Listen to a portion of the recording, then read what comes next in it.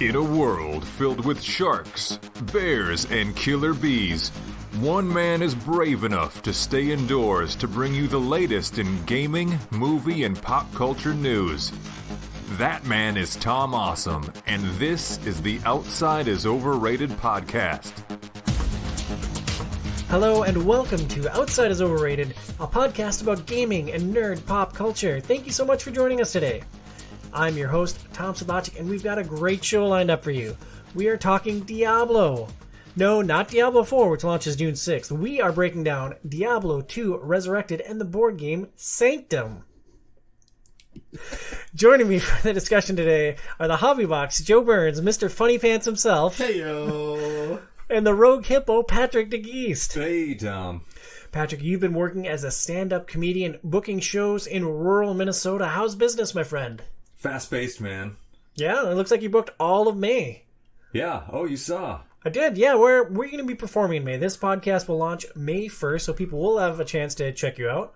All right, let's pump some dates. May 6th, more in Minnesota. Our hometown! Yep, first time back in the hometown. The prodigal son returns, the homecoming king, back after 27 years after being coronated, right? Yep, Return of the King, back to claim my throne, I guess. Yeah. That's a high risk, high reward, you know. You get, I expect more people to show up. My style of humor can be divisive at times. Yeah, you know, they're going to be like, oh yeah, it's Patrick. Turns out he's a yeah, he was a nice, friendly guy. You know, when I had him as a student in 1995. Yeah, it's probably going to be more so because it's not like it's not like you have mean humor. You just have pretty dark humor, and so they're going to be like more so. You know, I always did kind of think he was the kind of guy that skinned cats and was just going to like kill a bunch of people. So it makes sense. Yeah, this guy really likes the Girl Scouts. Yeah, right. Yeah.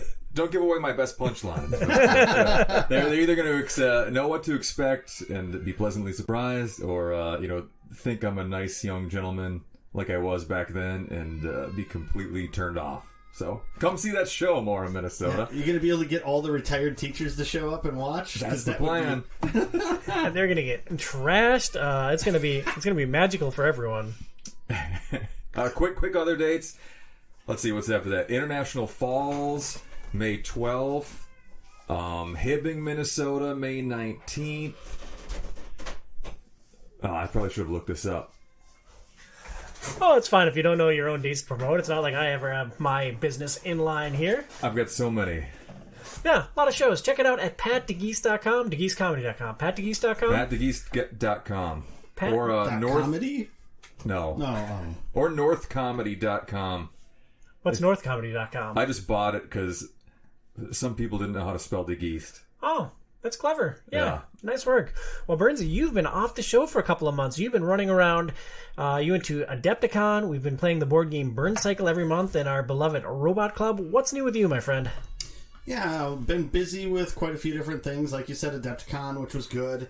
Other than that, we started playing Frosthaven over the last few weeks. Everything you hoped it would be? Yeah, it's a lot of fun. It's basically Gloomhaven, but a lot of things are clarified, and then there's just, especially like the stuff that you do outside of your missions, are just, it's so much more. It's just so much larger because you're building an entire outpost and you're collecting resources now, not just gold, and building new buildings and crafting materials, and it's just everything is just amped up quite a bit more, which is pretty neat. And this is not hyperbole. You spent over 200 hours with the base game, you and your core group that was playing it.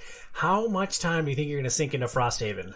Oh, I'm sure probably more than that because there's more scenarios in Frosthaven, like 40-ish more scenarios than were in the base game of Gloomhaven. Now, granted, you won't be able to play all those because sometimes things get locked depending upon decisions you make, but then you also go back and play some of them over again for different reasons. And so yeah, I mean, it's gonna take longer. It'll be a few years probably before we get to the end, I would guess. I daydream about playing both Gloomhaven and Frosthaven as a family unit. We have a family of 4, perfect party size. It's gonna be great. But let me put you on the spot here, Burns. Okay, now you're Batman. You're Batman. Okay. The Riddler has 2 cages hanging over lava. Okay. And he's going to release them both at the same time. You can only save one, Burns. Okay. Do you save Gloomhaven / Frosthaven, or do you save Final Fantasy 14? 15, the online one. The one that we played 14. together. 14 is the online one. So I'm going to poke a hole in your proposition. I will let Frosthaven fall into the flames and keep Final Fantasy 14, and then we'll just play Chewie's copy of Frosthaven. No, it's all copies of Frosthaven on planet Earth that either have been printed or will be printed in the future. It's a big cage. And we're out of cardboard. It'd probably be Frosthaven then. Like, I don't know. There'll be other games to play other than Final Fantasy 14, and I can foresee a lot of Frosthaven time. you'd save? I'd say Frosthaven, yeah. Wow, you've spent an obscene amount of time with FF14. Oh, yeah, and I'll keep spending an obscene amount of time with Final Fantasy 14 because, you know, your hypothetical won't ever actually happen. So. Oh, we'll see. I'm working on it, Burns. Other than that, I mean, I guess we talked about my visit to urology on the Tom and Joey Unfiltered, so listen to that if you want to get the scoop on that. You also saw any updates? No. I mean, it was all wrapped up in the conversation we had in that. So yeah, no changes, nothing after that.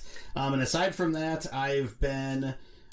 We had just finished up my final speech tournament for the year, so finished judging high school speech, and saw the D&D movie, which was great. How was the D&D movie? It was really great. It was a lot of fun. It's a big name cast. Yeah, no, and I think they did as good of a job as they could to appeal both to like D&D fans. There's lots of references to a lot of different things, and then also having it just be like a fun sort of fantasy romp that people that would have no idea what Dungeons and Dragons is could still enjoy because it's a fantasy movie and it's got a lot of humor, it's got a lot of heart. The storyline is well constructed all the way through. It's actually a really, really great movie. I'd highly recommend it to anybody. And it's kind of sad because it's like they would have made boatloads of money if they hadn't alienated like half of the tabletop RPG fan base with some of the decisions that they made around the turn of the year with the OGL and all that stuff. And so that definitely led to some people not seeing it that probably would have before. Do you think they insulated themselves against that backlash just by putting together such a quality film? Because eventually those nerds are going to hear that this is actually a great movie and they're going to go see it. Like, no one else is going to hold out like I did to see The Return of the King for over a decade. Yeah. Over OGL, right? People will see it eventually, but they make the most amount of their money off the box office, right? And so... I don't know how it works. Yeah. So you make the most of... Like, the whole idea with the box office is that that's where you make... You want to make your budget back and then some, you know, and so the budget for the D&D movie was $150 million. I don't think budgets usually count the marketing, and the marketing is usually half of the budget or like another 1 times the budget. And I think in the first 2 weeks of box office, they got close to $150 million back. And their original projections, they ended up cutting in half because of all of the OGL stuff, and the new projections ended up being pretty accurate. But, you know, there's a lot of people that know about D&D, play a lot of other tabletop RPGs for various other reasons, that probably would have watched it, or most likely would have watched it, but didn't go because of all of the stuff that happened with Hasbro and Wizards of the Coast in January. Yeah, or maybe they all had COVID babies and can't get to the movie theater right now. I mean, there's that too. Patrick, did you watch that movie with Kylo Ren and the dinosaurs? I did. 65? Yeah. Yeah. How was it? Mediocre. It was, you know, it's like... Did he wear high-waisted pants in it with no shirt? Yes. Yes! That sounds like the name of like a college level like alternative band, Kylo Ren and the Dinosaurs. I think that would work out. Anybody can take that. And I just filed my trademark, so now you can pay me a quarter anytime you say it. Before we launch into the show, we want to thank our sponsor, Premier Health. Check out their website at premierhealthmn.com. That's premierhealthmn.com. If you enjoy Outsiders Overrated, please support the show at patreon.com/OIO. That's patreon.com/OIO. Your support goes towards the media we consume, equipment, and other expenses like hosting a website. I just spent $500 re-upping the OIO website for 3 years. It's like, oh, I'm going to start writing some content. I'm going to start doing more stuff with that. If you enjoy our personalities, you can follow the show on social. Email us at overratedpod@gmail.com. That is overratedpod@gmail.com. Follow Patrick at rogue_hippo on Twitter and at Pat DeGeese on Instagram. Although Twitter now you also have, is it at Pat? Yeah, DeGeese? I'm trying to become a unified social media front, so Rogue Hippos no more. I'm just Pat DeGeest on Twitter and Instagram. You still have Rogue Hippo, though, right? You created a new Twitter for Pat DeGeest? Or... It's set to be destroyed. They said it takes 30 days, so... Oh, so you told Twitter to just expunge it just from get your... rid of it, yep. For all time. I'm committed. Whoa, it is the end of the Rogue Hippo. So, I follow it if you want for another maybe 25 days at this point, but... Yeah. Run back through, take your screenshots, get your cancellations primed. Find something to cancel me forward 10 years. And then, that's why we do show notes ahead of time. So, like, when we get to this section, I can just read off the relevant handles, and we don't have to discuss your diminishing handle. Thanks, Pat. You can also follow Burns at HobbyBoxBurns on Twitter and at twitch.tv/HobbyBoxBurns. Follow me at TomSlotchikOIO on Twitter, Instagram, and TikTok. You can also follow the show at Facebook.com/OutsideIsOverrated. For our first segment today, we cover Diablo II Resurrected. Way back in June of 2000, our lives changed forever. Forever with the release of Diablo II. Forever. The game improved on its predecessor in several key ways, with more characters to choose from, a better story, and more loot to grind. In 2001, the expansion Lord of Destruction launched, adding 2 new characters and charms of various sizes to your bag. They also revolutionized gaming with Diablo 1 with Battle.net, which was also expanded for Diablo 2. Blizzard has been remastering games with varying degrees of success. Burns, what was your level of interest in jumping into this remake of the classic Diablo 2? I was intrigued. I mean, it had... Like, honestly, I had not played it in 2 decades. Easy. And so I was intrigued to see what it would play like and what it would be like. But, like, if we wouldn't have actually, like, played it for the podcast, I probably would not have purchased it. And actually, I didn't purchase it. You know, you thankfully provided it for me, so I appreciate that. Thank you. Well, thank you to the Patreon supporters, which goes right back to you, Burns. Oh, yeah. It's my lunch and video game savings account. Yep. Awesome. Yeah, exactly. It works both ways. I like it. Patrick, I assume you hadn't played Diablo in 20-some years. Were you excited to go back to this classic? Mildly excited. I just don't game anymore as much as you guys do. But I also don't have the aversion to old school games that you seem to have. I hate them with a burning fiery passion. I probably prefer them. So I like something I can just dive into and know exactly what I need to do. Pat likes crappy things, and he plays primarily on the Wii. So, Patrick, just how was it jumping back into this timeless classic for you? How was your experience? You know, I went in with a little bit of hope that was dashed upon the rocks pretty quickly. What happened? I procrastinated. We set up our time and date to play, and we're like, oh, all right, we're all going to get together this night. And, like, I had been playing a bit leading up to that point. And we had the code, like, 3 months in advance. We bought it, I think I got it in November of last year. So, yeah, there's a pretty big window. 3-4 months in advance even, maybe. Yeah, so I think the day before we were scheduled to play, I installed it, left it at that point. You said, let's log in at whatever time. I think 30 minutes before that, I decided to fire it up, and I kept getting an error message. It just would not work, and that does happen sometimes with PC gaming. I'm usually pretty good at troubleshooting those issues. I went through some forums. And what was the root issue? Like, what is the thing that you couldn't overcome to actually boot up Diablo 2 on your computer? I would fire it up, and it would just shut down, and eventually what I found out is they said you have to have a dedicated video card to play Diablo II Resurrected. And I play on a pretty decent laptop, just does not have its own video card. It has Intel integrated video card. And I'm positive it has the specs to play Diablo II Resurrected. But you checked all the specs. Like, you matched it up. And yep. They just made the decision that if you don't have a video card, it will check for that. My box was ticked no. And it said you can't play.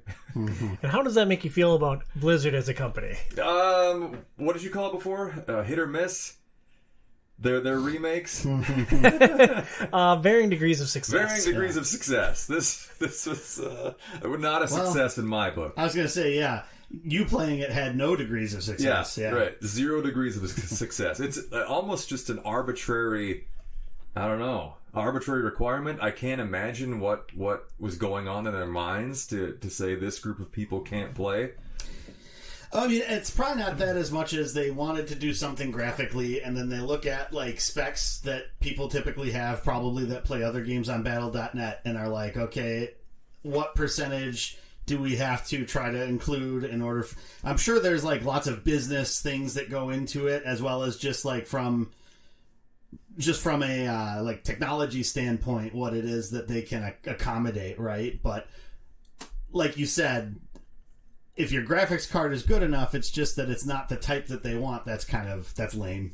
And haven't we reached the level of sophistication with PC gaming that, like, they can scan your system and see whether or not the game's going to run on this? Like, supposedly, they could do that like decades ago. Yeah, so it's surprising to me that you didn't get some kind of error message saying, "Oh, this is what's happening. Here's why Diablo won't work. Thanks for your money. You're never getting it back." Mm-hmm. Yeah, it was pretty frustrating, and it's an older, it's a laptop, but I've upgraded it. You know, I doubled the RAM. It's got 16 gigabytes of RAM, or megabytes of RAM, whatever one it is. Yeah, it'd be gigabytes now.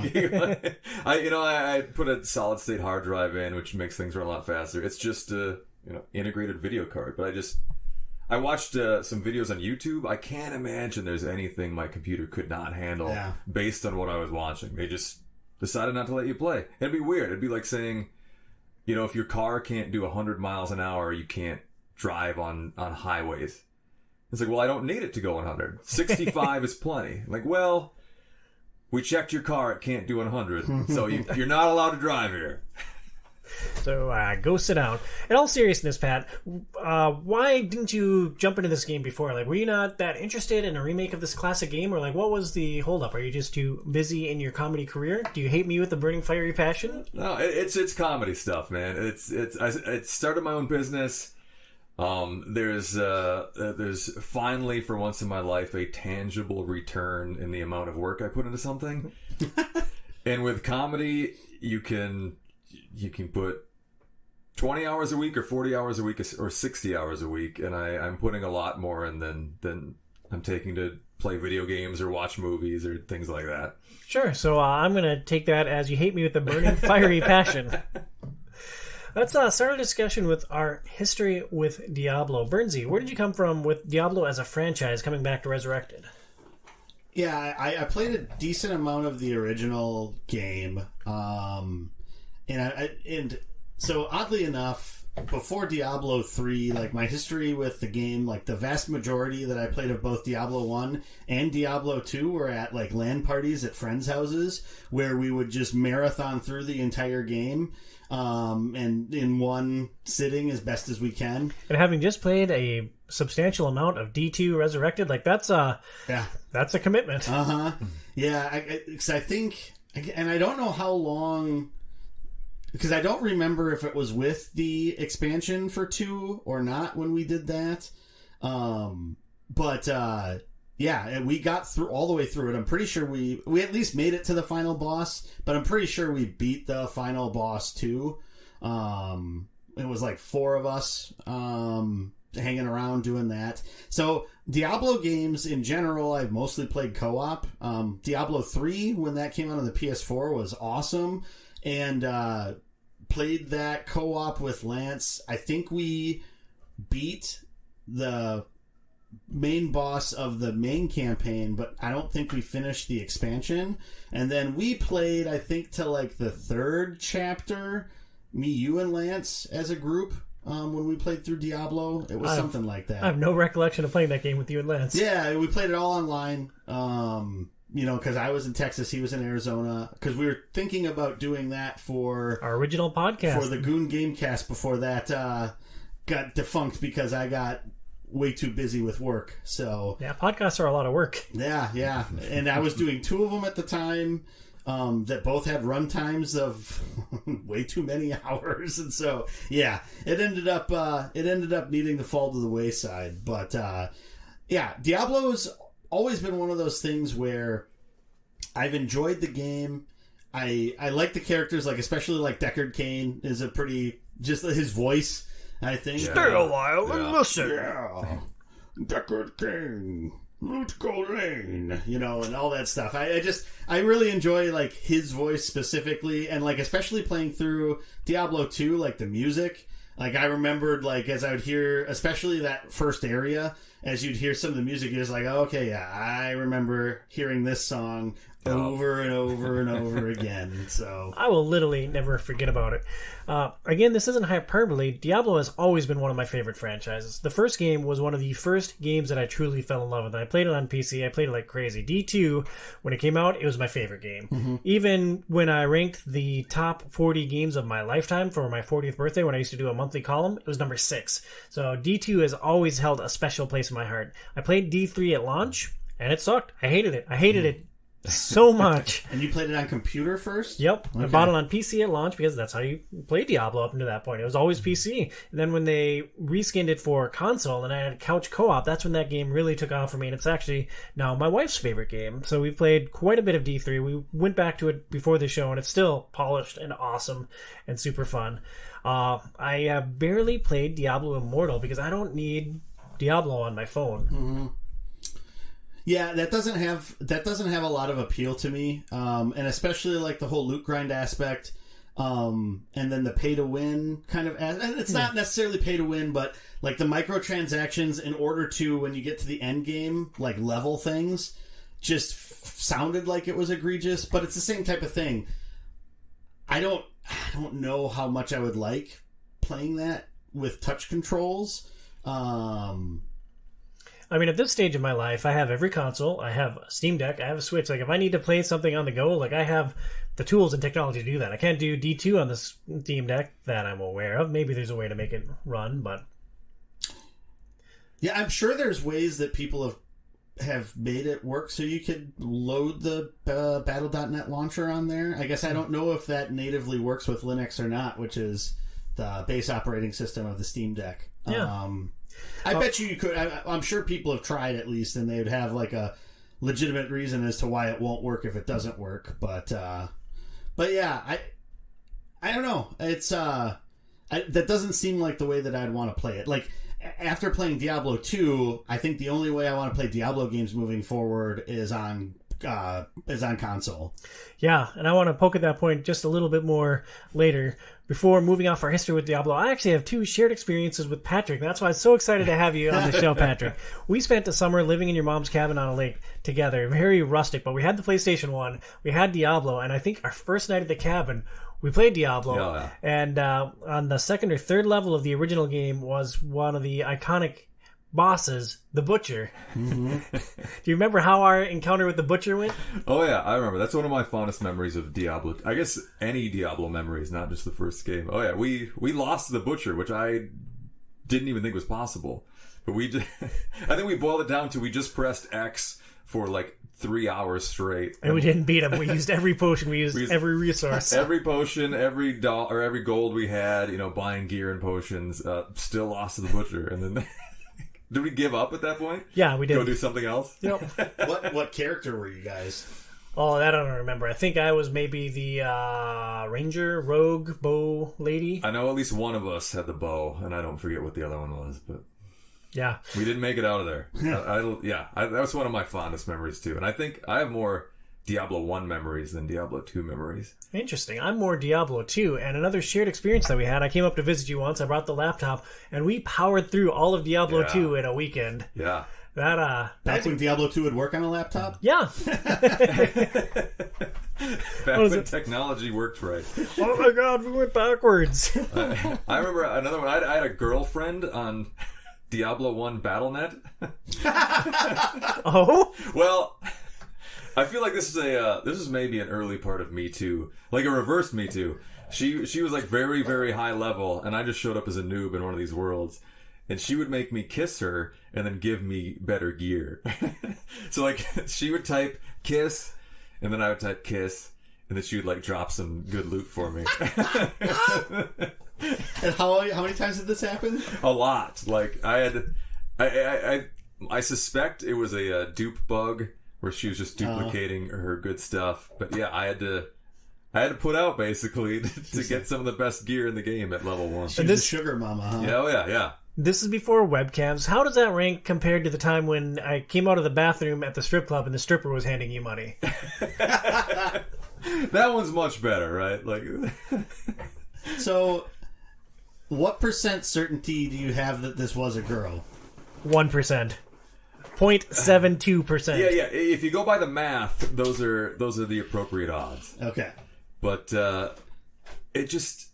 it doesn't seem like what a guy pretending to be a girl would do, right? I think they would do the reverse, wouldn't they? No, I could see Dan doing that. It was probably Dan. Wouldn't? I mean, people catfish other people for lots of different reasons. Well, I just figure they'd pretend to be a low-level girl trying to get good stuff from a high-level male, and not the reverse. But, I could be wrong. You're right. They could just be having fun, You're lost in the role-playing of the Diablo. eroticism of making out with my level 1 Diablo character for a helmet.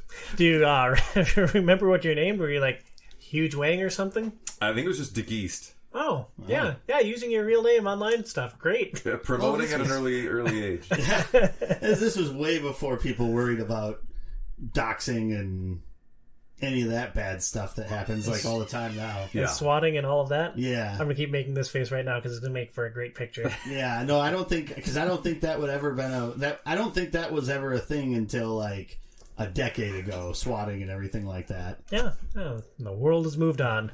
Well, Patrick, you have an affinity for D1. I have an affinity for D2.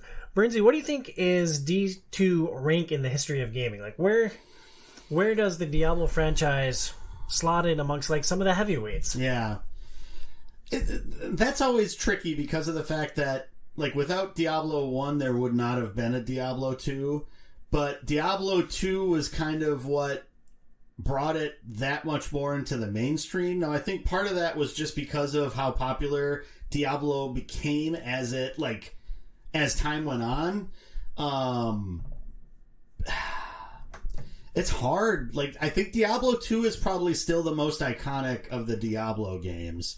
And it's probably not going to get topped. And, when you have, like, Path of Exile, basically, which is a clone of Diablo 2, that was created after Diablo 3 came out, that went away some of the original conventions of Diablo 2 and modernized things a little bit. I should definitely play Path of Exile. Hey, Pat, you can play that on a laptop. And it's free to play, too, so you always got that going for you. I'll check my specs. No, try to launch it. Actually launch it. Okay. Right. Let's learn. Yeah. What day? I'll launch it 20 minutes before. And watch it patch while we play.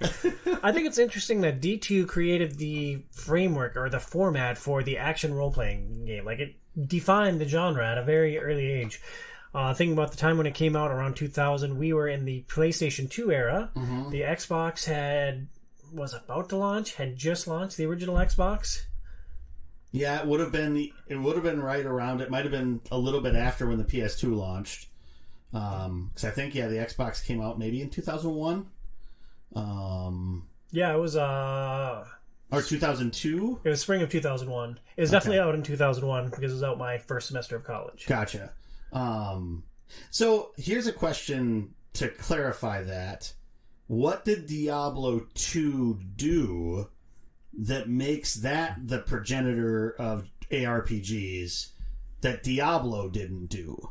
So why is it that Diablo 2 is the grandfather of all ARPGs or modern ARPGs? I think it's the skill tree. Okay. Because in Diablo 1, you gained experience, you leveled up, you signed your attribute points. But if I remember correctly, the only skills that you gained were by reading books for the different skills, and books were tied to different attribute levels. So like you can game it a little bit. If you wanted higher level magic spells, you could save all your gear that boosts your magic and just put it on, memorize your spell, and then take it off and go back to your regular gear. That sounds right. I have a terrible memory, and so I don't really for sure remember how that works. And I am also surprised that they redid Diablo 2, but they didn't redo Diablo. Yeah, very strange. Because I don't know how playable that is. I mean, it's an older game, so you'd think it's even harder to play in a modern standpoint now. what would have been interesting, D2 Resurrected is a very faithful recreation of Diablo 2, almost to a fault. Not almost, to a fault. It would have been great if they did the faithful resurrection of Diablo 1 and then put modern touches on 2. I think that would have been an interesting way to handle it. Well, and I don't know, I mean, I wish I would have thought of this beforehand, because I would have looked it up. Because I don't know if Battle.net allows for, like, mods, or if there's checks when you try to launch a game through Battle.net. Because that's something that, like, the mod community would be able to do. Though, some of that spits into the face of hardcore D2 fans that are just like, I want D2 as it was,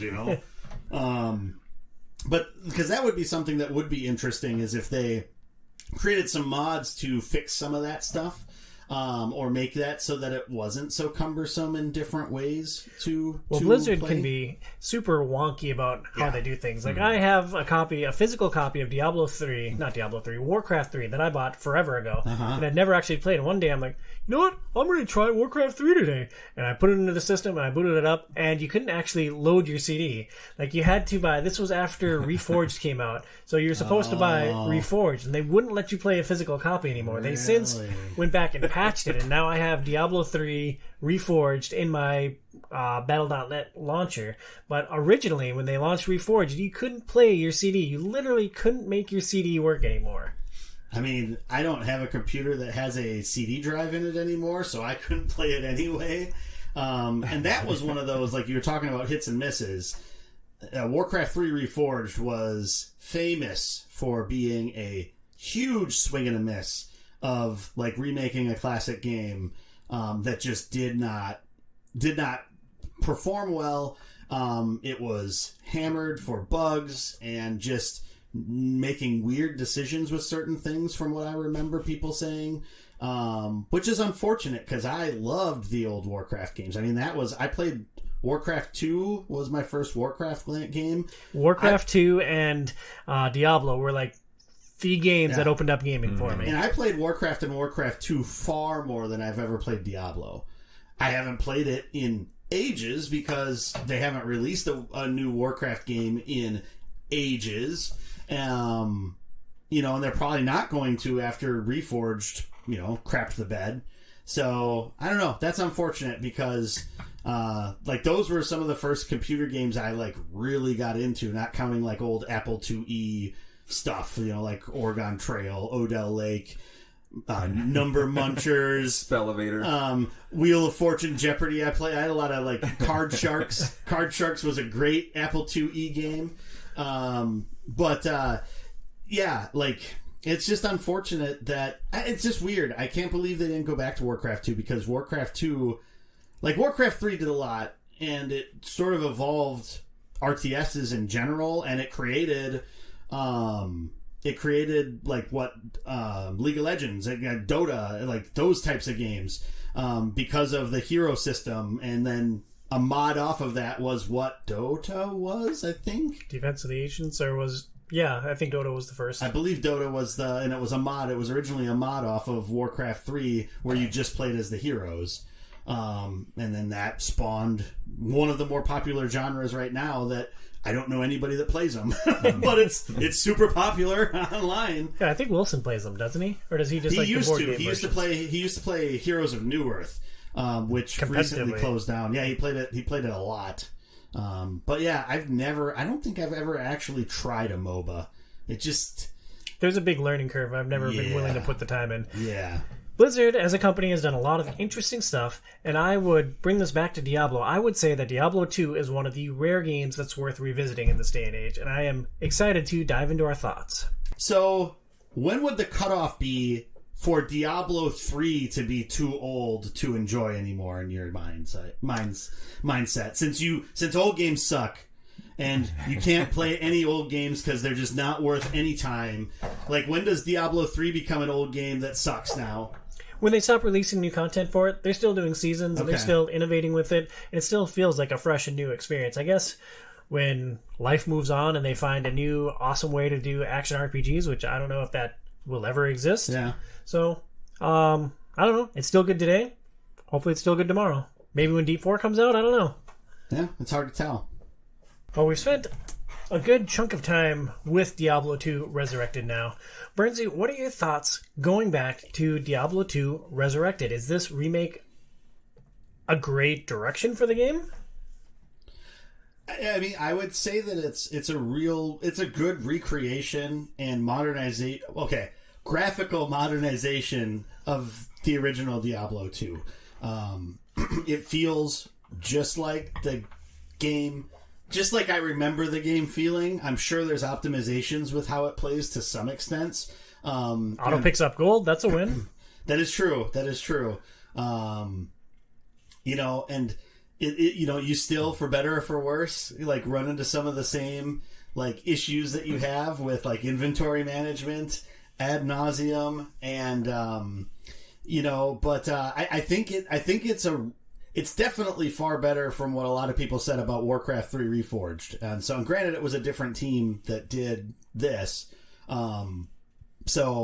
So yeah, I don't know. I think it's a really good representation of it, and it's probably the best way to play it nowadays. It's probably the only way to play it nowadays. I mean, if you still have your Diablo, well, yeah, maybe that's not even true. I was gonna say if you still have your Diablo 2 disc, it maybe works, but it probably doesn't anymore. I'm willing to bet it would have to connect to Battle.net to patch up and coin flip whether or not it would actually work. Yeah, probably. Diablo 2 Resurrected, it's fun. It's a fun game. It's a fun way to experience Diablo 2 again, but definitely no longer groundbreaking. And I couldn't help but thinking we spent probably 12 hours, just you and me online playing this, with maybe an hour of that, Patrick on the Discord chat with us, talking about his frustrations trying to install it. And through that time, I couldn't help but thinking there are so many other games that like I'd rather play co-op with you. Yeah, I would agree with that. Like, it's been fun going back to it, and you know, like this is the first time I really remember playing a Diablo game where I've actually like really thought about like builds. You know, we've talked about that with other games in the past, that sometimes that becomes like an afterthought as to what abilities I go into, or it's just like, okay, I'm just going to pick a tree and go down it, and that's kind of it. Although this game kind of tends to push you a lot more in that direction of just like pigeonholing yourself in one way and going with it, and that seems to be the better option. But like, I did have a little bit of a pull at times where it's like, it'd be fun to go through and play a sorceress, but focus more on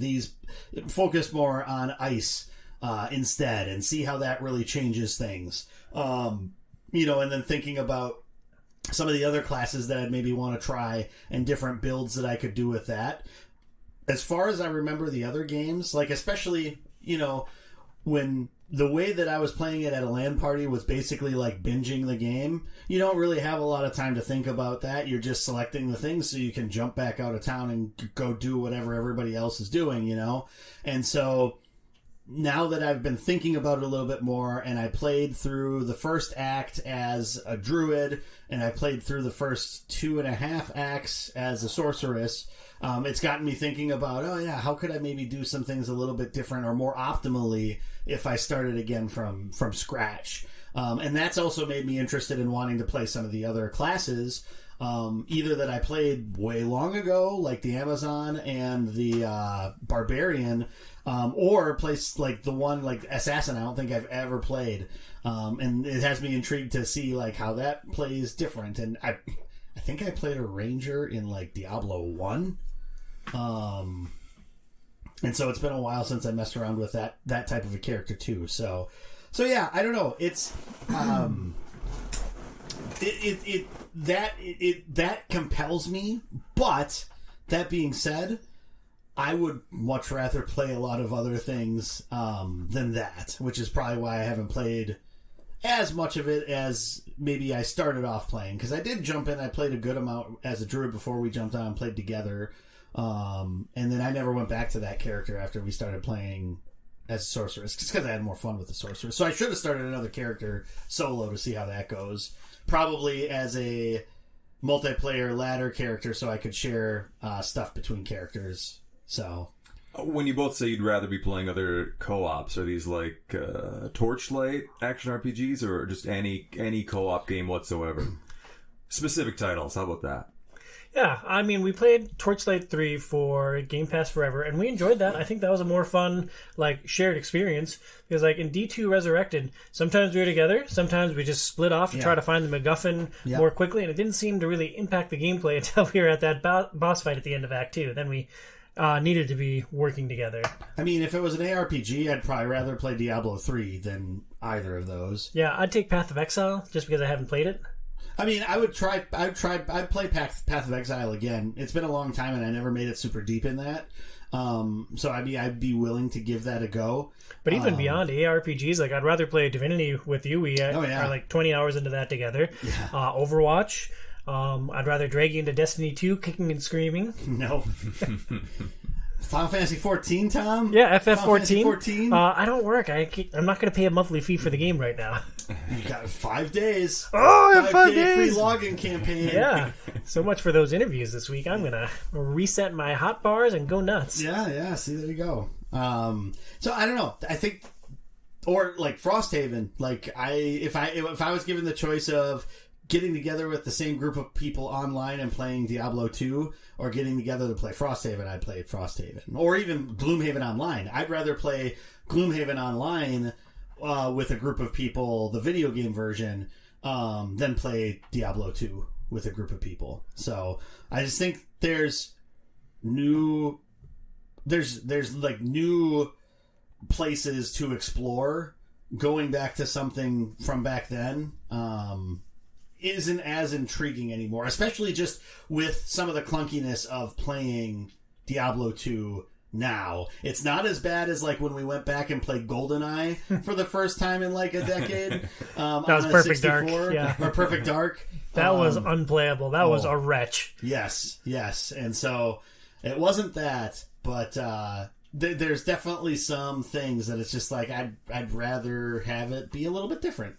I still enjoy the core loop here with Diablo II Resurrected, but for me, it's best suited as something I pop into quick and like try to get to the next warp pad or to cross off one more quest on the list and then bounce back out. Like for me, it's got to be a bite-sized experience because I played Act 3 in its entirety from beginning to end yesterday, and it's like, oh, that is enough Diablo 2 for this show.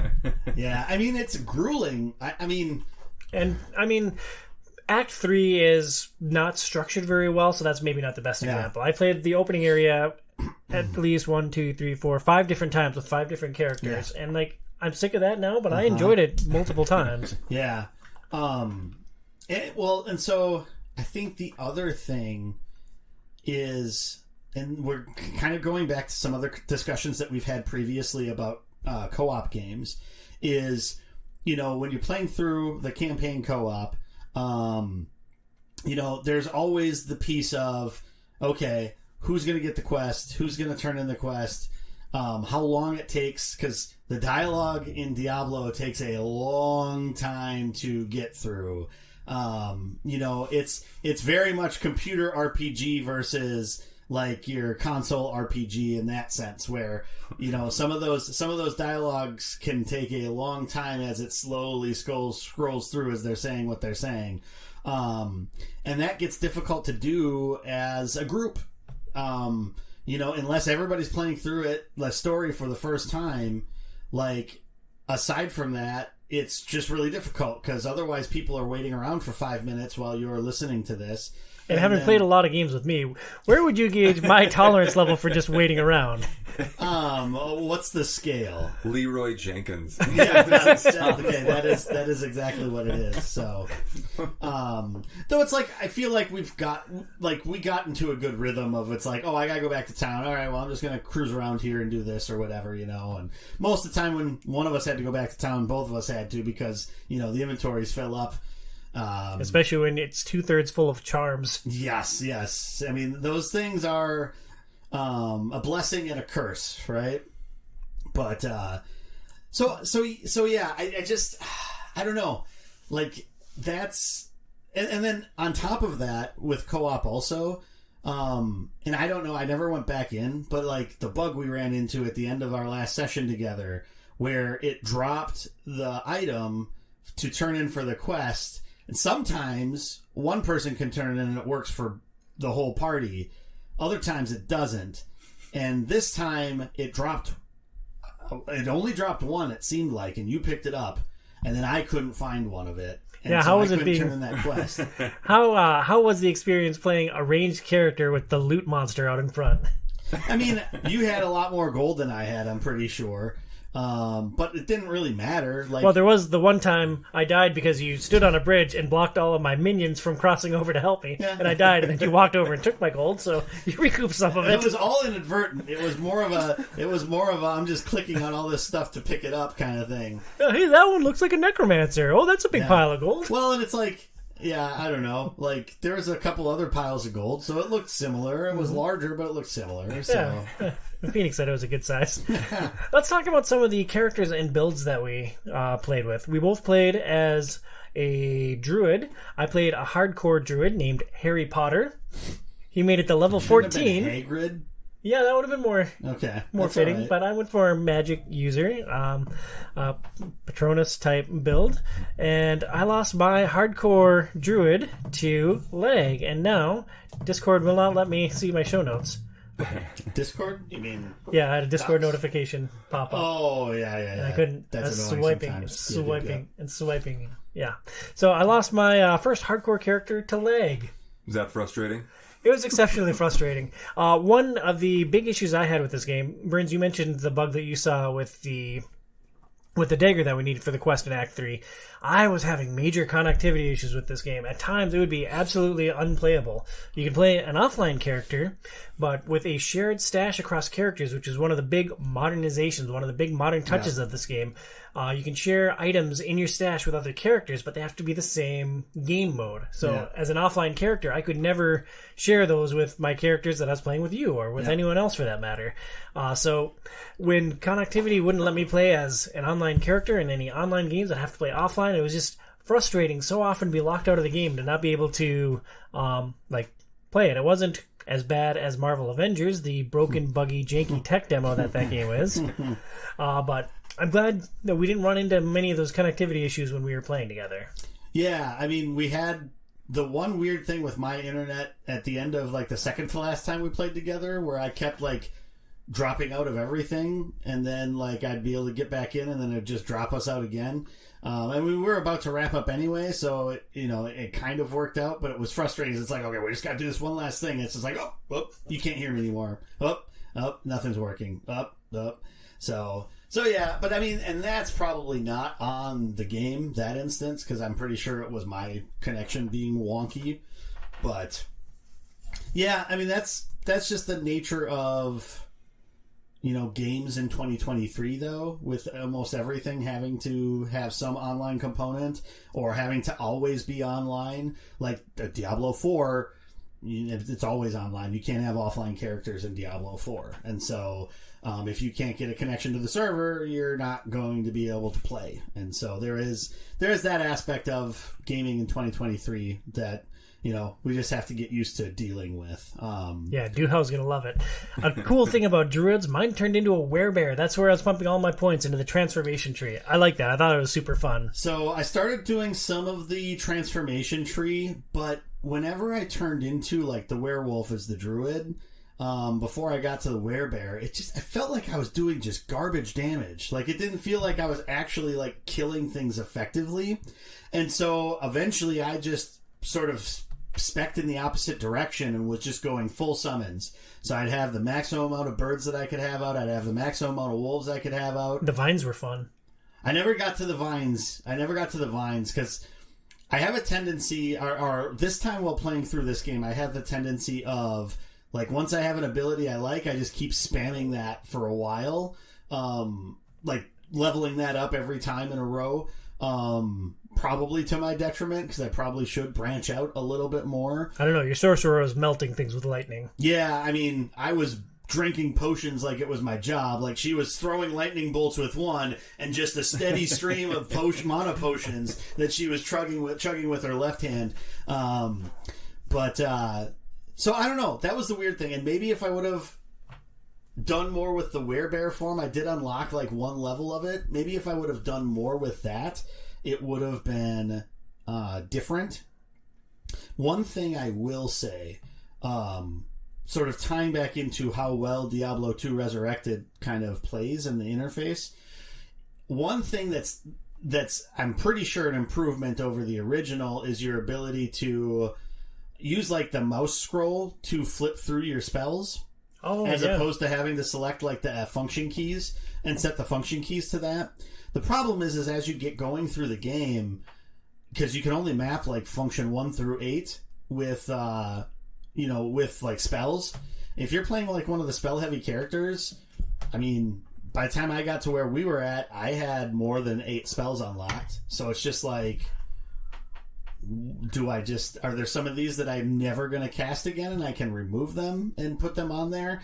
And trying to figure out, with them not being like on dedicated buttons that you could flip to, and I was trying to remember, I never played a sorceress on Diablo 3, so I don't really have a reference point as to if it's any better on that game than it was in Diablo 2. But like, it did get, there's so many times I was rejiggering the order of those things so that it's like, okay, I'm going to have like my top 3 lightning abilities on F1, 2, 3 so I can just scroll between them. I'm going to put my armor on F8 so I could scroll up to that. And it's like, oh no, I'm going to put my armor down here instead. And I don't know. It's just like having dedicated buttons for those instead of having to, I don't know. It's weird because, I mean, you do have the function keys so they would be dedicated, but I don't know. I struggled with finding a happy medium with that aspect of it with a character that had a lot of spells to cast and a lot of abilities to cast. That's interesting. I spent a decent amount of time with 6 different characters. I never ran into that issue. Like, the F1 through F8 was always enough for me. And I honestly forgot that you could scroll between the items because I'm so imprecise in my scrolling in, like, the midst of action. It's like, if I need to go one item down, like, zing! Yeah. And I think part of that comes down to just, I don't play a lot of games on the computer.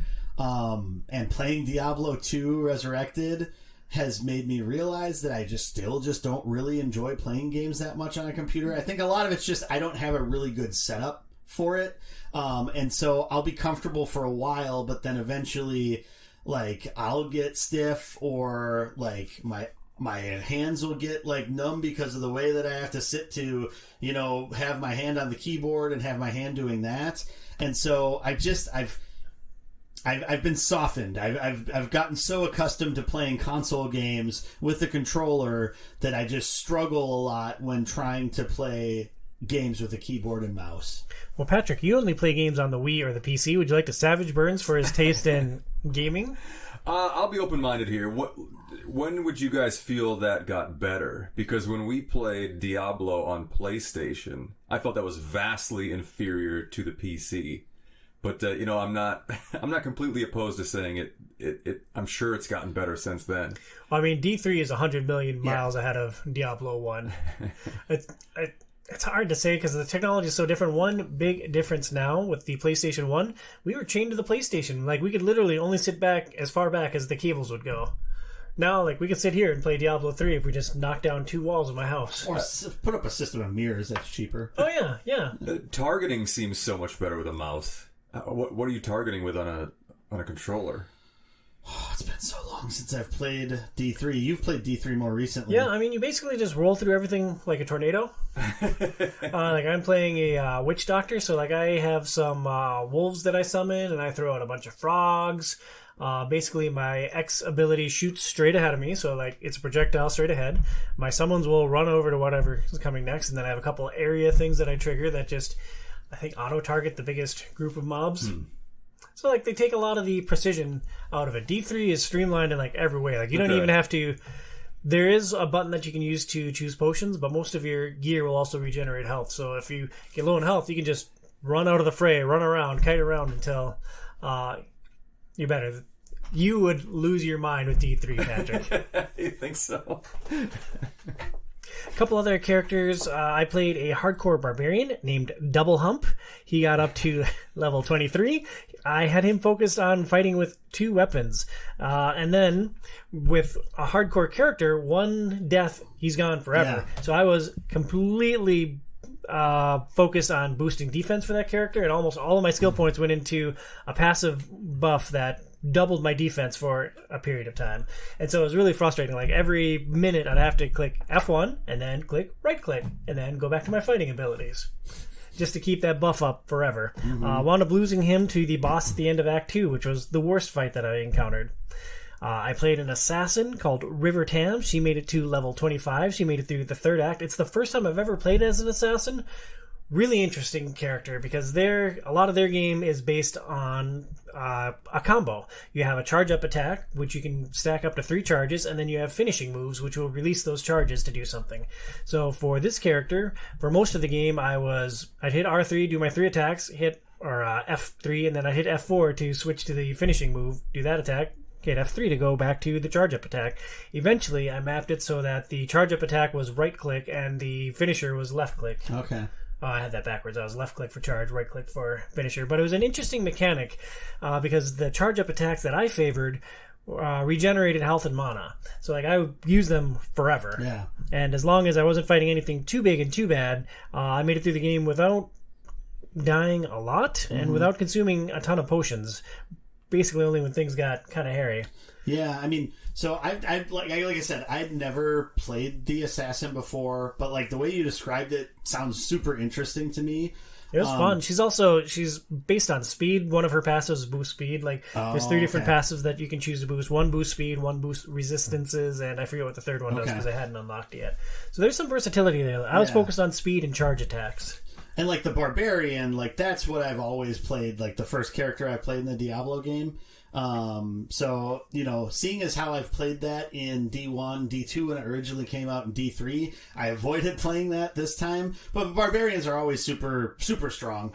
Like, I mean, you just get up there, like the whirlwind attack is always... Is that in D2? That is in D3. I'm trying to remember if the whirlwind attack is in where you just if go it was to the in middle and you D2, spin I didn't around. use it. Okay, so maybe it's not in D2 then. There's leaping attacks in D2. Okay, that sounds so. Sounds interesting. The Mage's Fortress, where there's all those crazy platforms, that's built for the barbarian to leap from one to the other. Just jump around to it. You mentioned that when we were playing through that it was so much easier to traverse that way. Have you played as a lot of those classes back in the past with Diablo 2 that you remember, Pat? No, I have a terrible memory. I know I think I did it as an Amazon with you when we powered through it. I can't remember. I was a paladin. I remember that I was buffing everything. I can't remember what you were. I'm Dan was a pretty barbarian. sure I was an Amazon in that one, and that's really all I remember. I don't think I played it a ton outside of that power session with Tom. You missed out, dude. I played as an Amazon a bit this time. This was Gal Gadot. I mostly used spear weapons with a lot of dodge. I found that having a defensive skill was essential on every character build. I know that one of the most powerful builds in the game is the Amazon spec for ice. Okay. And I didn't do that. I've decided to go on my own path. It was fun. It was the first character that I spent some time with, and eventually I drifted off to experience the other characters.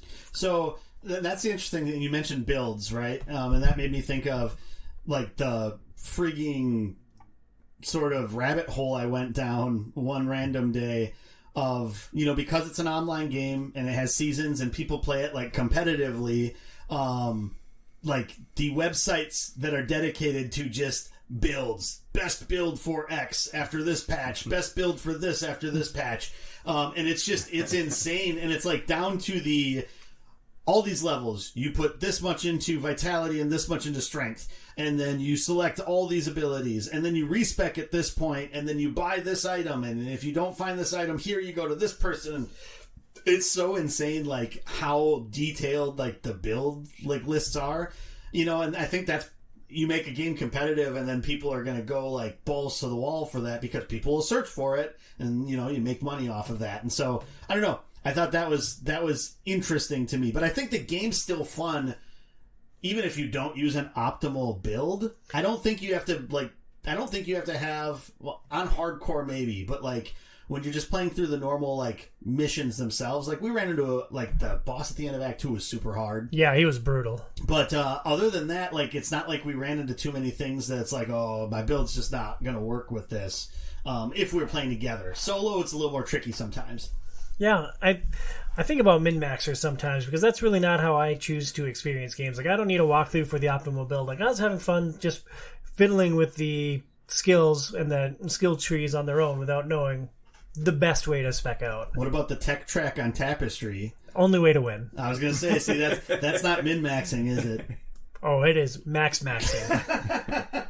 Double maxing.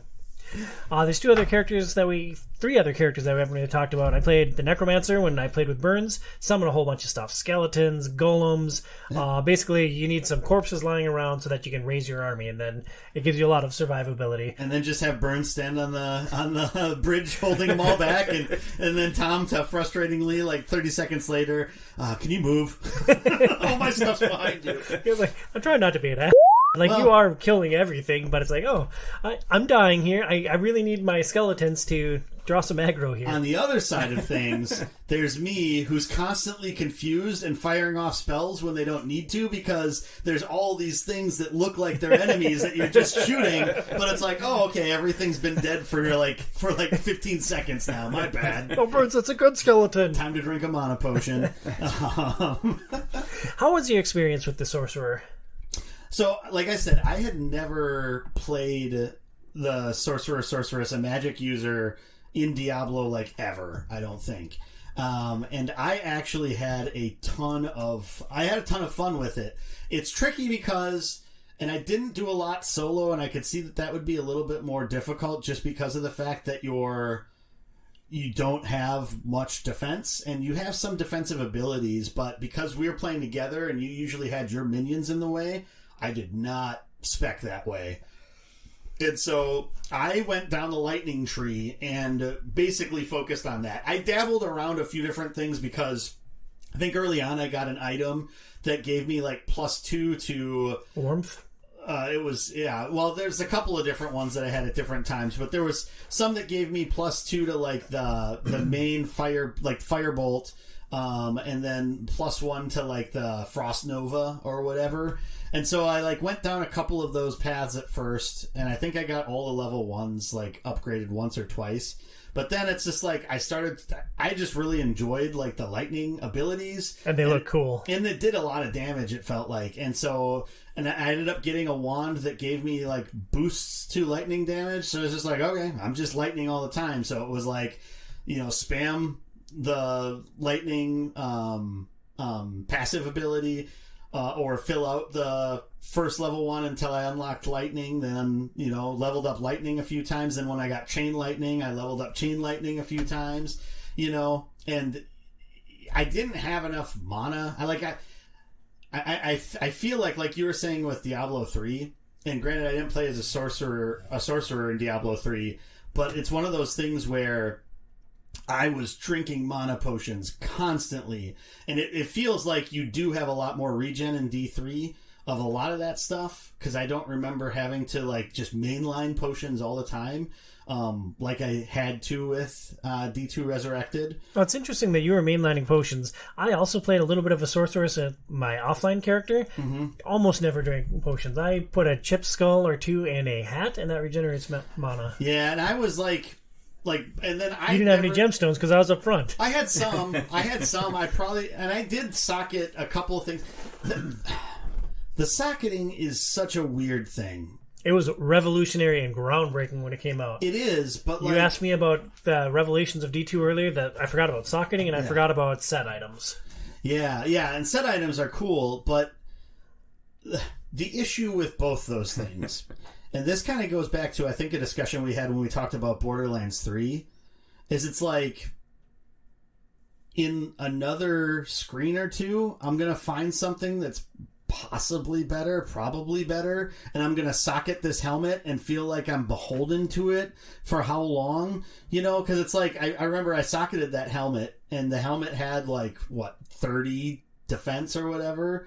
And then it's like, oh, okay, well, there's a helmet that has 60 defense that I actually can wear, but I don't want to get rid of my mana regen, And so it's a really cool system, but because you can't unsocket things, it's just like, okay, I went down this path, and I do have a limited amount of gemstones, and maybe if we would have sat down and figured out, okay, how many gemstones you have of all these things, and we'd spent some time doing that, but I never really felt like I wanted to sit around and play gem dealer for a while. Like, that's not what I was in Diablo II Resurrected to do.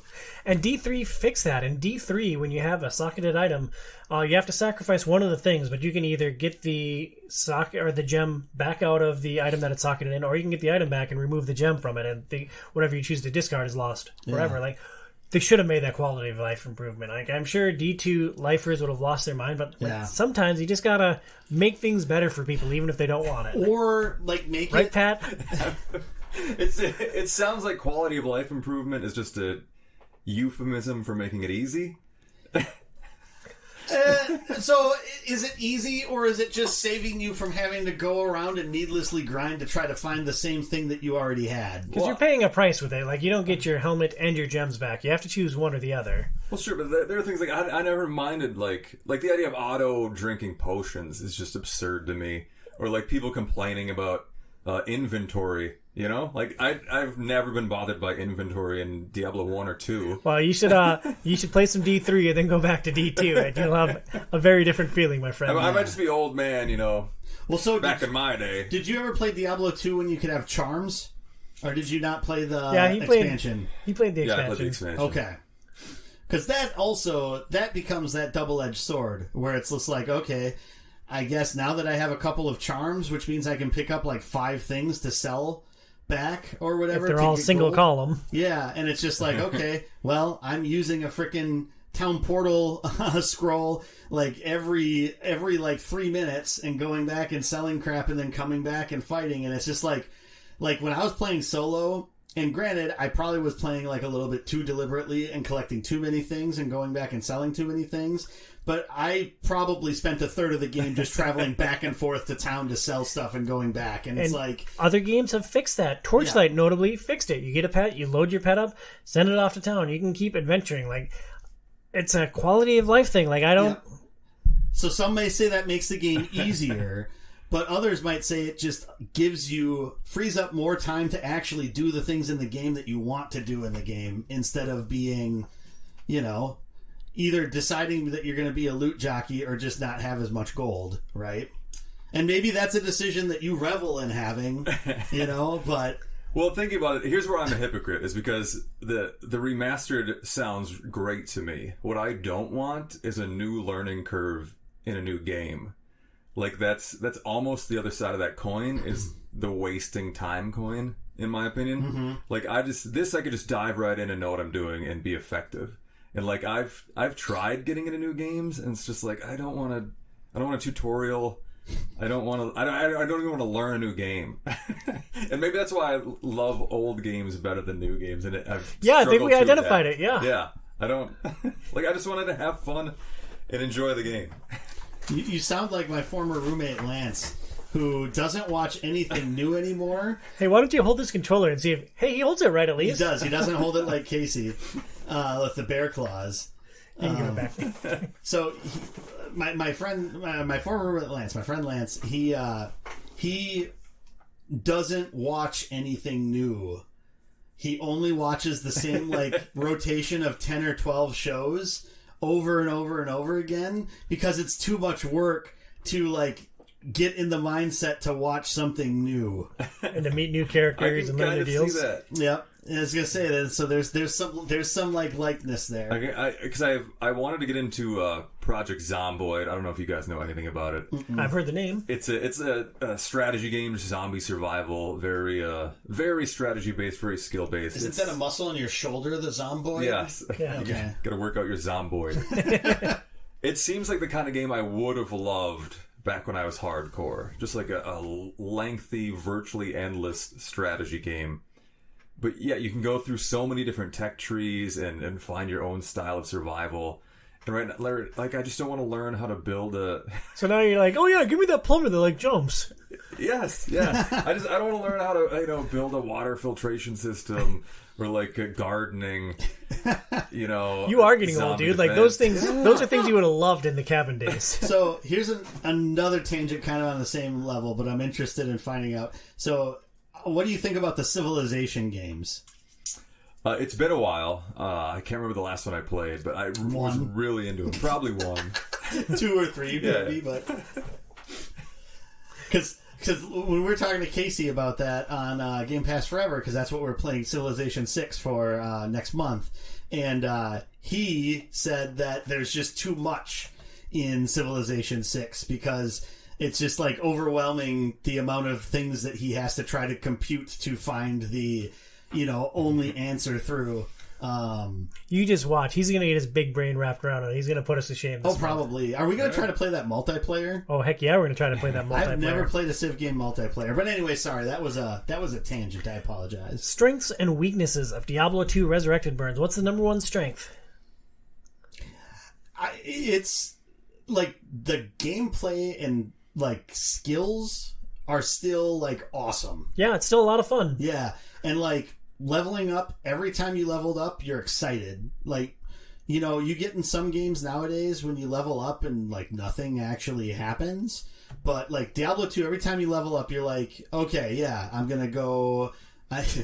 If you're me, you don't go into strength as your sorcerer for the first like 15 levels, and then you're like, I can't wear any armor that I pick up anymore, so now it's like, okay, well, I'm gonna put almost everything into strength and then try to do some of the other pieces. I've had the same formula for leveling up in D1 and D2 since like 1997. It is 1 point in each of the attributes, and then the extra point goes into your primary attribute. Oh, that's not optimal. It is for me. That's not optimal. It's Tom DePaul. Tom maxing. Yeah. Tom maxing. Or min tomming. So then in that same mindset, how do you determine what skill you focus on then? If it's like a melee class character, strength is the extra one. If it's a caster... No. I'm talking about the skills. Oh. Like when you get the skill tree, like, do you just sort of try a few things and then you're like, oh, okay, I'm going to focus on this then? Or Yeah, I guess I rely on past experience for that. Like, I don't know. I don't have a great answer for that question because I, like, this time through, I really focused on characters that I hadn't played a lot in the past. So, yeah, I don't know. Whatever looks shiny and fast. Yeah, I mean, that makes sense. That makes Speed sense. kills. I think number one strength for this game, there's a lot of game for your money. Like, Yeah. I played 6 different characters. I put probably 5 to 15 hours in across those characters. I spent a lot of time with Diablo, and I barely scratched the surface. I didn't beat it. I didn't beat the base game with any of those characters. Yep, and you never, like, finished it and then went in on hell mode and, did the entire ladder all the way through to see how high you could get on the leaderboard. You didn't see a hardcore character through to completion. Hardcore players are nuts. Like, anyone that takes a hardcore character, that was so stressful. And like each level that I gained, it just made it more stressful. So, because like one connectivity issue, boom, your character's gone forever. Like Harry Potter. I think the thing with the hardcore characters is these are people that have played over and over and over. They've already beaten it as each class just without hardcore multiple times probably. Yeah, So that's that next like level of I know exactly what I'm doing and then I just bowl through it as far as I can get. It was a stupid idea for me to play this game on a timeline with a hardcore character first. But like, I never played a hardcore character, so I wanted to get that experience. Mm-hmm. And I chose Barbarian because I thought it would be the easiest. Biggest weakness of D2 Resurrected, Burns. Pat, you want to say the biggest weakness? Yeah. They discriminate against people without dedicated video cards. Like, we need to march for our rights in the streets. I would have loved to play this game. They just chose to not let me. For me, I think the greatest weakness really did come down to just how cumbersome like loot management gets. And like I, up until playing this game again, like I fondly remembered the Tetris style loot system and how fun that was to try to fit everything in there and throw things around. Nothing beats the rough and tumble action of stopping from demon slaying to move some potions around so that you can get your charm and your double-sided axe into your inventory so you can take them both back to town and sell them. Yeah, and so that like really wore on me. Like, now having played like games that don't make you take this cumbersome level of, because it's just like, let's think about this realistically here.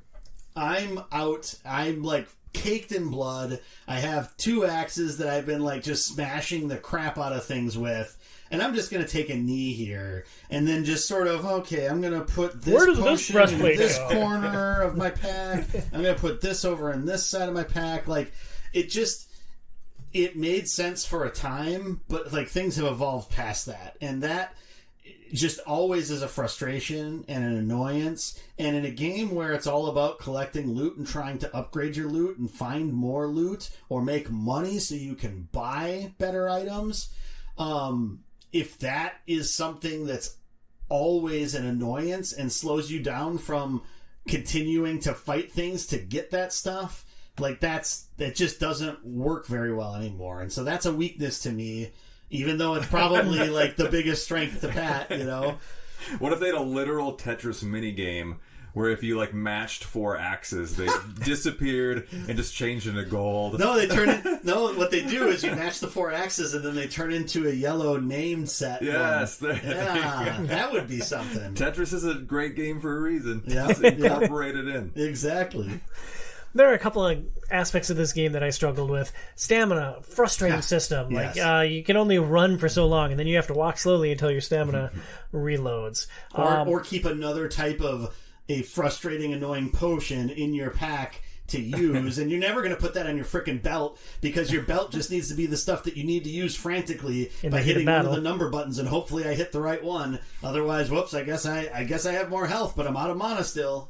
Sorry. The inventory Tetris, they should have fixed. Yeah. They should have fixed. They should have either had an option to like wedge everything in for you and like maybe rotate items, do something to give you more flexibility. I think though that's one of those things that Diablo 2 is so iconic for that I think they had to do that, and there wasn't another way to do something different. Like, that's like the one thing, if you ask me what's like emblematic of Diablo 2, it was the inventory. Like, And for me, it's the Necromancer. Before it was like, you know, reverently. Now it's like in my nightmares, PTSD, looking at my inventory. But so I really don't think they could have changed that without getting serious blowback, probably from staunch fans. Yeah, sometimes people need to know what's good for them. But the biggest issue that I had going back to D2 Resurrected was the multiplayer scaling. That's something that Diablo 2 did back in the day that was revolutionary. I don't know if they were the first game to do it, but it was the first game I was aware of it. They would scale. As you add more players into your party, the monsters would automatically get tougher so that you're still challenged. You wouldn't just steamroll through everything when you added more players to the mix. I mean, we played together for 12, 15 hours, and I mentioned this earlier, but like we could go in completely opposite directions. Yeah. And just like try to clear out a map that much faster and have our own loot without like me hoarding every single item. Yeah. I mean, we still died a decent. I died a decent amount anyway. I guess I died once in Act 3. I didn't die at all the last time we played together. I died a few times the first night. Yeah. I mean, I always died quite a few times, but that's because I was a literal glass cannon. And having like the henchmen that are there too, although it was so easy to remember or to miss that they had died how many screens ago, and you're just like, oh, okay, I gotta go dish out 3,000 gold to get that person back. But yeah, I would agree with that to an extent. I don't think it was super noticeable. There was still some difficulty and some times where it was like taxing my resources to get through things. So that wasn't like as big of a problem as like everything with the loot, and you know, just I think that was something that like stuck with me more playing through this as a more glaring weakness. Plus just like, and I know you would put this down on the list too, but like so much of the loot like doesn't matter. Like at a certain point, do you really need to give me this like stupid ethereal gear? Like nobody wants it, nobody needs it, nobody uses it. Like just like take it out of the rotation already. Come on. I played all of Act 3 yesterday with my assassin. I literally didn't change a piece of gear the entire act. Yeah. I got some decent loot for killing the boss at the end of Act 2, and I rode that all the way to the end of Act 3 and Act 4. Yeah. It's a bummer. Yeah, well, and it's like, I don't know, like I had the same main weapon for my sorceress for a long time until I bought a new one. Actually, no, I think I bought one and then I found one that was better than the one I bought, which is always a great feeling. But that one I'm not mad about because that just happens, you know. But yeah, I did not change main weapons that often. And I also thought it was interesting when I was playing as the druid, because you have like the two different weapon equip So like you can change like your equipment that you have on your main hand and your offhand. Basically, 2 tabs. 2 tabs. I used that all the time as the druid when I was doing some melee stuff, because it was like, especially when you're bouncing back and forth between fighting demons and fighting undead, and the bludgeoning stuff does more damage to the undead, I was constantly like flipping back and forth to try to maximize my damage that way. As a sorceress, I was trying to look for a way where it's like, oh, I'd have this other weapon that would have these other abilities. But I never switched, because it's just like I was so focused on doing lightning stuff, so I always want my lightning buff up. Yeah, I switched with the Amazon. I'd have a melee weapon and a ranged weapon equipped, but other than that, 5 other characters, never used the weapon swapping. Yeah. I'm glad it's there, though. Are action RPGs still fun? Yes. This one sounds fun. Pat's having the most FOMO ever right now. Yeah, I was frustrated when I couldn't get it installed. Like, hearing you two talk about it, I just wish I had made it work. I'm a little sad right now. Burns will hold you. Burns, ARPGs still fun? Yeah. Yeah, I think so. Yeah, fun to kill monsters and level up, right? Yeah. Have a tech tree to pick from? Mm-hmm. Yeah. Good stuff. So, here's a question, and this might be a little bit of tangent. I apologize, and we'll make it fast. But, so, like, for instance, you've played, like, Ys series of games. Those are action RPGs, but it's not anywhere like Diablo Correct. is, right? Yeah. So... Also, I had no idea how you pronounce that. I always thought it was wise. No, Ys. Is action RPG, like, if there's multiple things that are very different that are the same thing, is that actually a good genre designation? Similar to, like, JRPG, and how, like, you're going to have something that's basically Final Fantasy 16, and then Persona, and then old school Final Fantasy are all JRPGs, but they're all very different games. I'd say FF16 has moved into the action RPG umbrella. So it's just like Diablo? Yes, exactly the same. 100%. I don't know. It's just like something I was having a heated discussion on a Facebook group about the designation of like RPGs and just how nonsensical they all are. Because, well, so this was something that came up on the media tour for Final Fantasy 16, where the producer for Final Fantasy 16, who's also the producer and director for Final Fantasy 14, Naoki Yoshida, was talking about how Japanese developers really don't like the term JRPG, because when it first came out, it was actually used as like a derogatory term from most like mainstream media, like Western media, to say it's those crappy RPGs, not the computer RPGs, you know, like Wizardry and, you know, Might and Magic and stuff like that. Well, that's so interesting that it was a derogatory term, because I hold it in such reverence. Yes. Like JRPGs, like I love tactical RPGs are my jam, but JRPGs are like just a half step beneath them for me. Yeah. And so then that got into that like discussion then. It's like, okay, well, if all these things are considered JRPGs, like, how is Japanese a term? And if something is made, so like if a studio in, you know, Madison, Wisconsin made a game that was exactly like Final Fantasy, could that not be a JRPG? I'd call it a JRPG. But it's not Japanese. Like, not a single person on that studio is like Asian in any way, shape, or form. And so it's just like, it just got like, it got a heated argument, because nerds get heated about like how stupid these like designations are, and it, you know, it makes sense. Like, what's the point? Like computer RPG. The last computer RPG I played was Divinity on a console, so it's like, I don't know. They're just such stupid designations. If anybody has good ideas for new designations for how we could like sort out RPGs, it's something that I'm trying to figure out a good system that makes sense. So, give me your feedback. I mean, I have a picture in my head of what a JRPG is. It's sprite-based. It's turn-based, generally. So, Final Fantasy 15. Sprite-based, turn-based, JRPG. Were there sprites in 15? No, there's not. And it's more action combat, but it's not action combat, because you're still just, like, giving commands. Yeah, that's an action RPG. It's not, though. It so is. It's not, because you're not, like, actively attacking with each button press, either. And then you get to Persona 5. That's not sprite based at all. True, but the Yakuza Like a Dragon. Like a Dragon, I would consider a JRPG. Persona 5, I'd consider a JRPG. Mm-hmm. So I guess maybe sprite based is an older term. It's more the action selection. But Diablo 2 Resurrected. Overall thoughts and takeaways on Diablo 2 Resurrected. Patrick? Sounds like a great time. Yeah, it was fun. Like, if you love D2, this is more D2. Vince?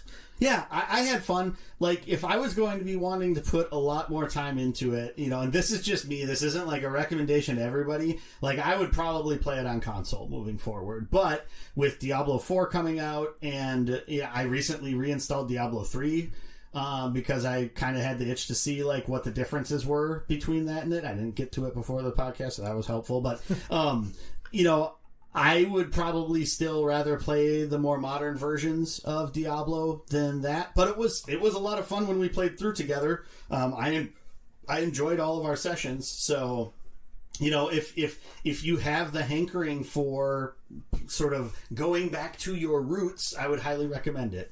It's only like $30 too, so it's 40. Not like or 40. It's still only $40, so... Yeah, no, a good price point, and if you love D2, it is more D2. Diablo 2 Resurrected. Hey, so, guys, I went out for my brother's birthday last night, and my girlfriend drank more than Joey's sorceress. Drinking mana potions, and I ended up having to fireman's carry her back home. And ever since then, my back's been a little, wonky. You guys have any advice or tips for me? Certainly, Patrick. Check out Premier Health. They have solutions for back pain, neck pain, car accident, fireman carry-related injuries, and more. We suggest seeing Dr. Camille in Golden Valley, Minnesota. Learn more at premierhealthmn.com. That's premierhealthmn.com. We're going to move on to Tom Awesome's Top 5. It's time now for...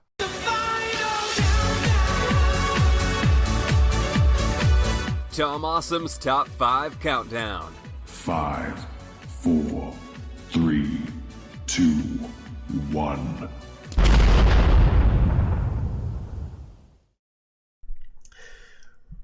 Diablo revolutionized cooperative gaming with Battle.net and LAN parties back in the day. For our top 5 today, I'm going to rank my top 5 co-op video game experiences.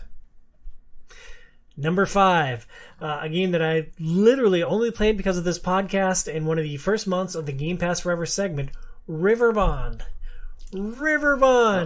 This is a Minecraft art style type hack and slash. Imagine Diablo with a Minecraft art style filtered over it, and no skill trees, and you basically have Riverbond. Couch co-op, mow through a bunch of environments and monsters, and it was just super silly and fun. So, was this really a top 5 co-op gaming experience, or were you just not able to think of any other co-op games that you've played locally? No. Great question. This is legitimate. I had a ball playing Riverbond with Phoenix. Some of the weapons were really silly, like you could get a big hand that you'd use to slap people. It was just whimsical. It was wacky. It was fun. It was fast paced. You didn't have to play any inventory loot Tetris. Like, there were a lot of just really positive things in Riverbond, and it was such a gem that flew under the radar. I wish it was still on Game Pass. I would encourage people to play it at all turns. It was super fun. So, here's another way to go into that question, and I won't belabor the point too much, but if this wasn't just co-op games, but it was playing games as a group in the same room, but it could be competitive games, would Riverbond be on the top 5 still, do you think? Yeah, I would race you up that ladder in Riverbond.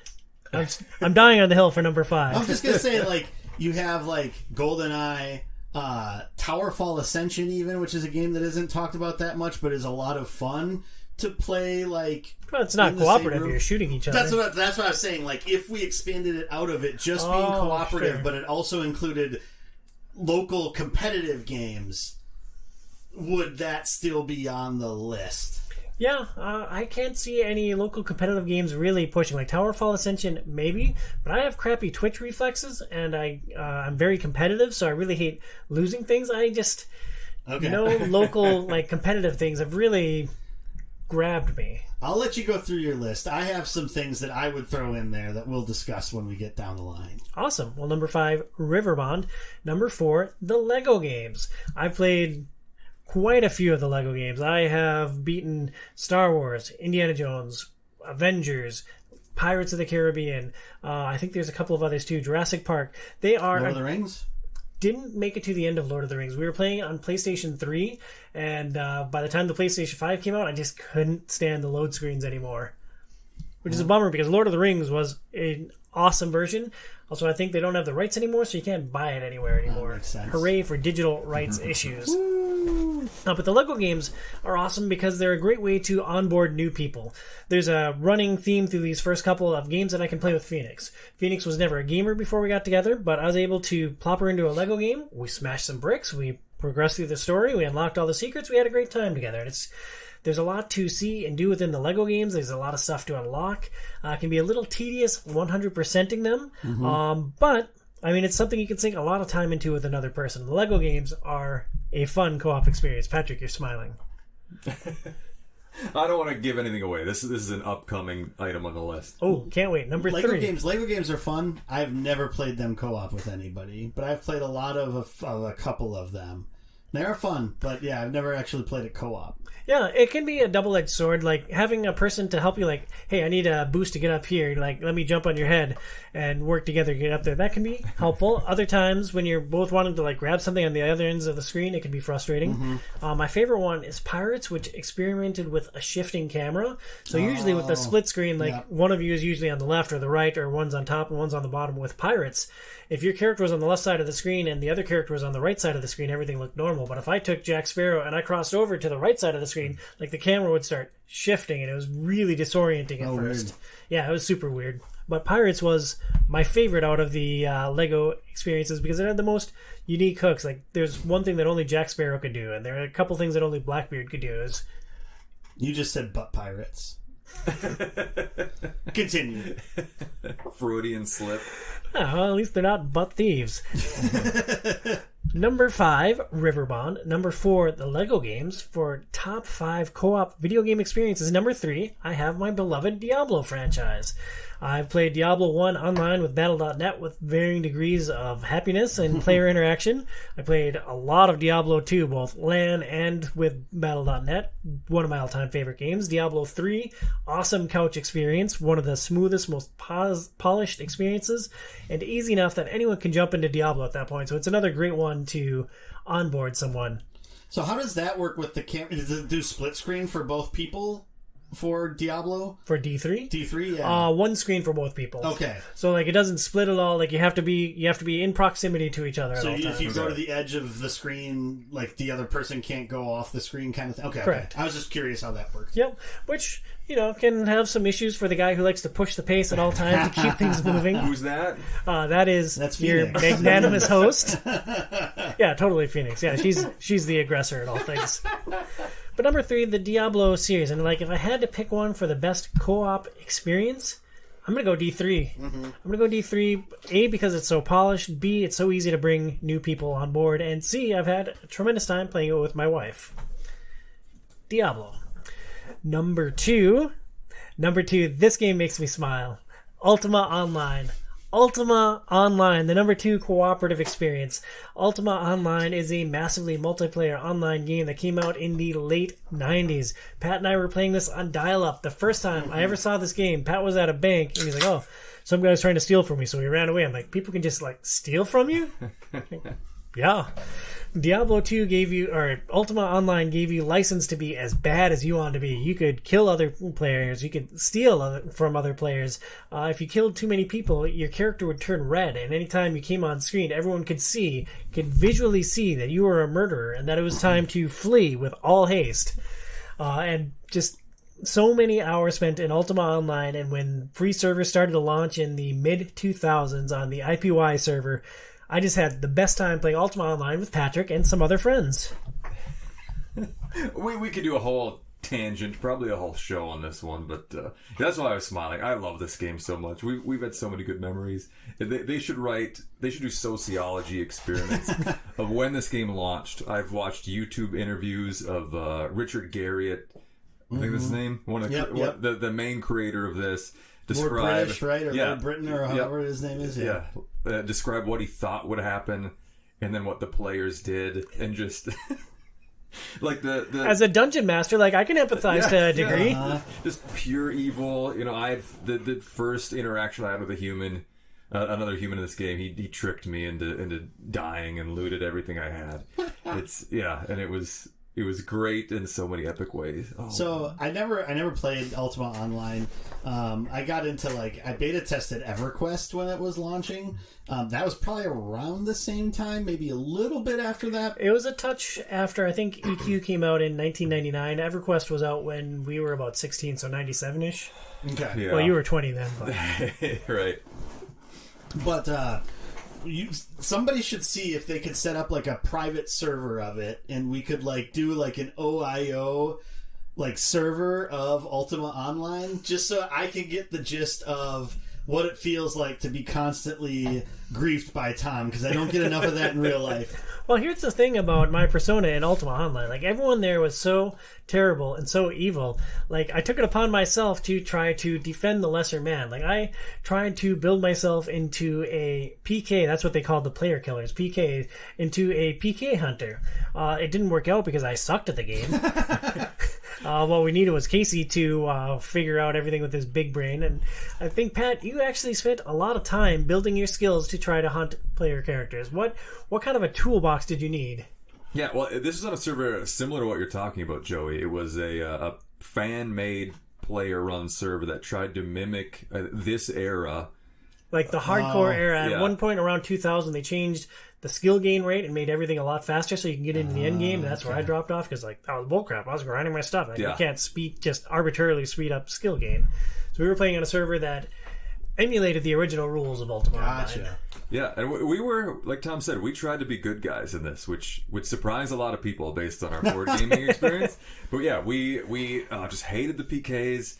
Yeah, and I got to a point where I played a lot, and I wouldn't say I was dominant, but I got to a point where I could at least fight to a draw, one-on-one, pretty much any build in that area. And so I would stay around the noob areas, protecting noobs.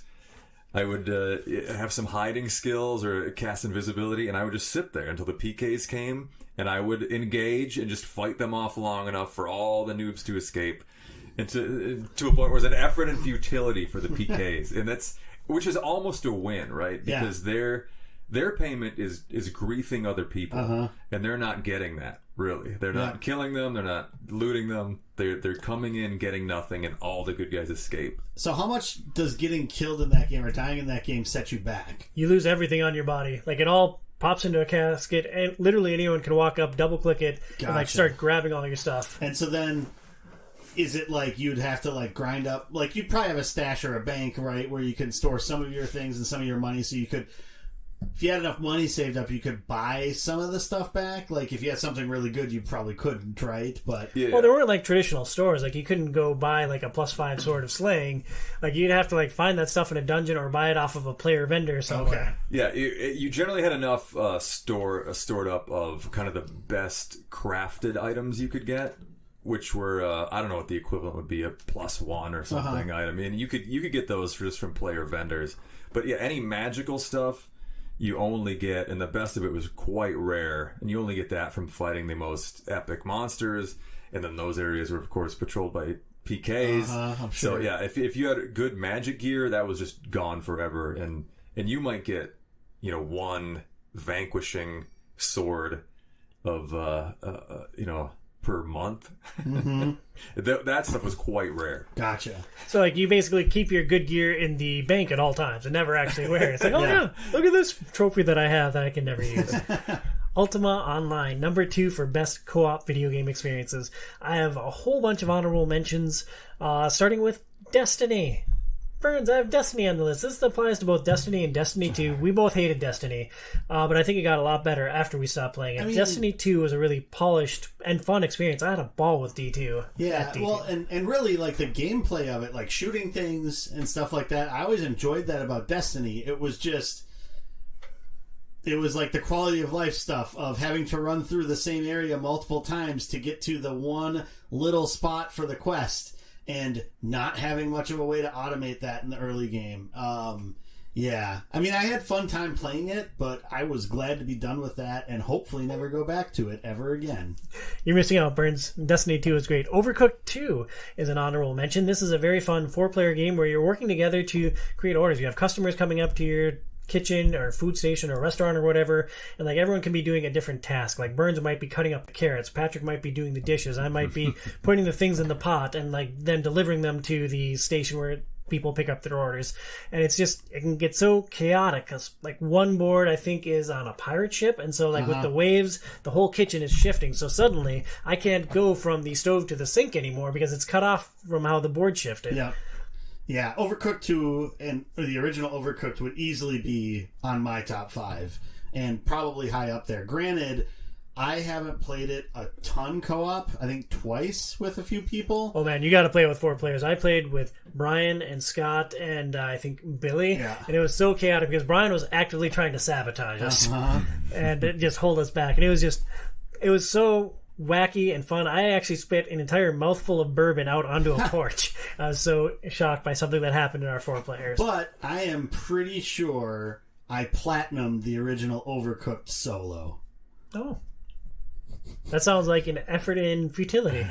It was actually fun, but you definitely play the game in a different way when you have multiple characters and you're jumping between them to try to do different things.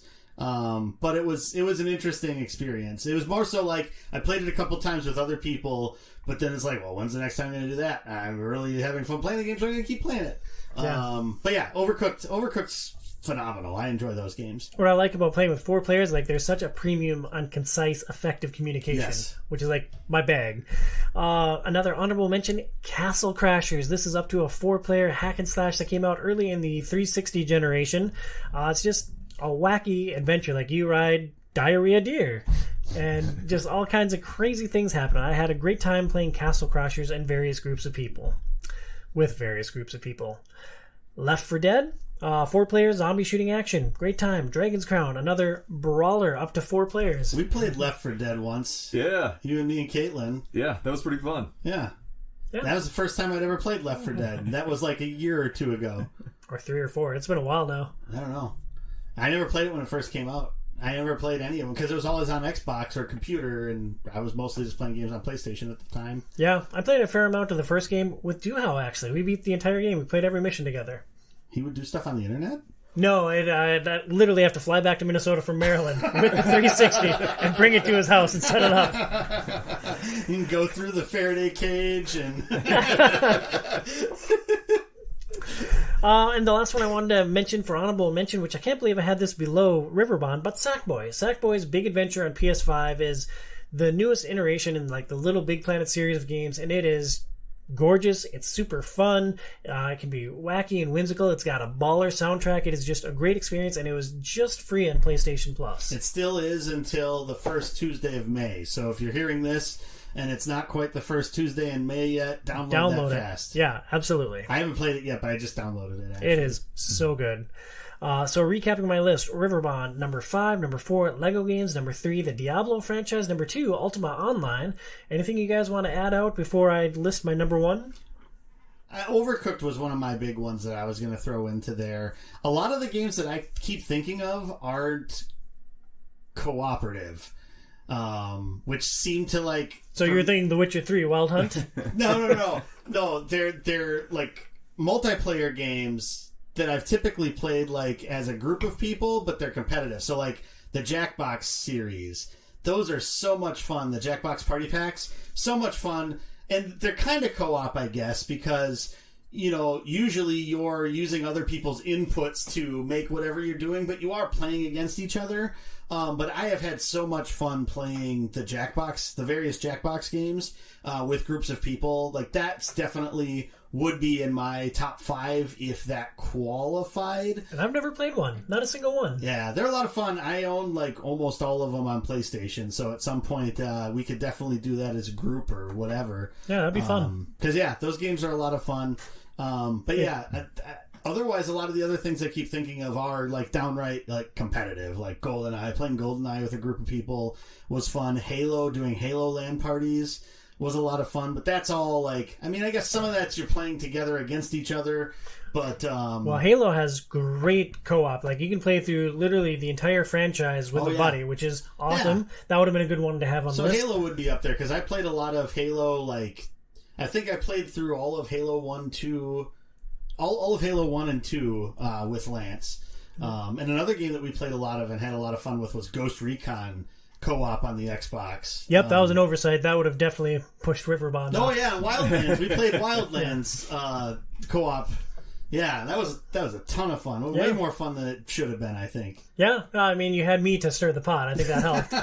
Who's running through the base? Oh, Tom! Leroy Jenkins himself, yeah. I mean, there's a lot of great co-op shooters, especially. Like, there's Borderlands. That franchise is great for playing with a buddy. Or The Division was a lot of fun. We played that together. Oh, yeah. But my number one, Patrick, anything you want to lob from the Wii or from PC? Mostly just Wii curious. Sports? Yeah, you guys tried Wii bowling? He plays that weekly down at the nursing home down the street. Does the yoga lady count in Wii Fit? I feel like that's co-op. Is she your co-op? No, I'm mostly curious. You played a ton of WoW. Like, what's the gap for you between WoW and Ultima Online?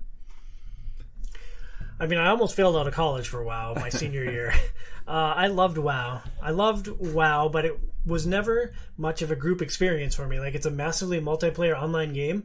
When I was playing WoW at my hardest core, I was by myself. Okay. So, like, it wasn't really a group experience. I did get into it for a bit with Eric and with his roommate at the time, just after college. But, like, it never really struck me as that cooperative experience. I was always adventuring on my own in WoW. Sure. Yeah, because it's like you have to be in like the guild and be doing a lot of the cooperative things. Like, granted, you have your dungeons that you work together with, and Final Fantasy's the same way. Final Fantasy 14. It's not until you get to like the end game things that you really get into like the hardcore competitive or cooperative stuff. So, you know, like the mythic raids that they have in WoW now tend to be like what that would be, or your raid nights. And then for Final Fantasy, it would be like the Savage or Ultimate raids. Tend to be what that is. Otherwise, you can make it through a lot of the games without really grouping up much at all, except for like randomly grouping with people in dungeons or something like that. Yeah, and I didn't even think of FF14 at all. Again, another MMO that I played a lot of, but I think of that as like a single player experience where I can also run a dungeon with Burns. Yeah, because that's the weird thing, right? And Final Fantasy's actually been doing a lot of changes so that you can actually play through the majority of the main scenario quest stuff solo. So, like, you can have now NPCs with you in dungeons. It's all of the story quest dungeons up through Stormblood, which is the second expansion now. And eventually, they're working on doing the patches for that. So, basically, you'd be able to play through from 0 to 90, only having to group up with people for, like, your 8-man raids. Otherwise, everything else you could do with the duty support. Duty. Duty. That sounds wonderful. Like, I don't like strangers on the internet. Like, I love co-op games, but I do not mix well with people that maybe don't take the good and the bad with the Tom. Like, they just see the aggressive, push the pace guy, and oh yeah, I don't like him.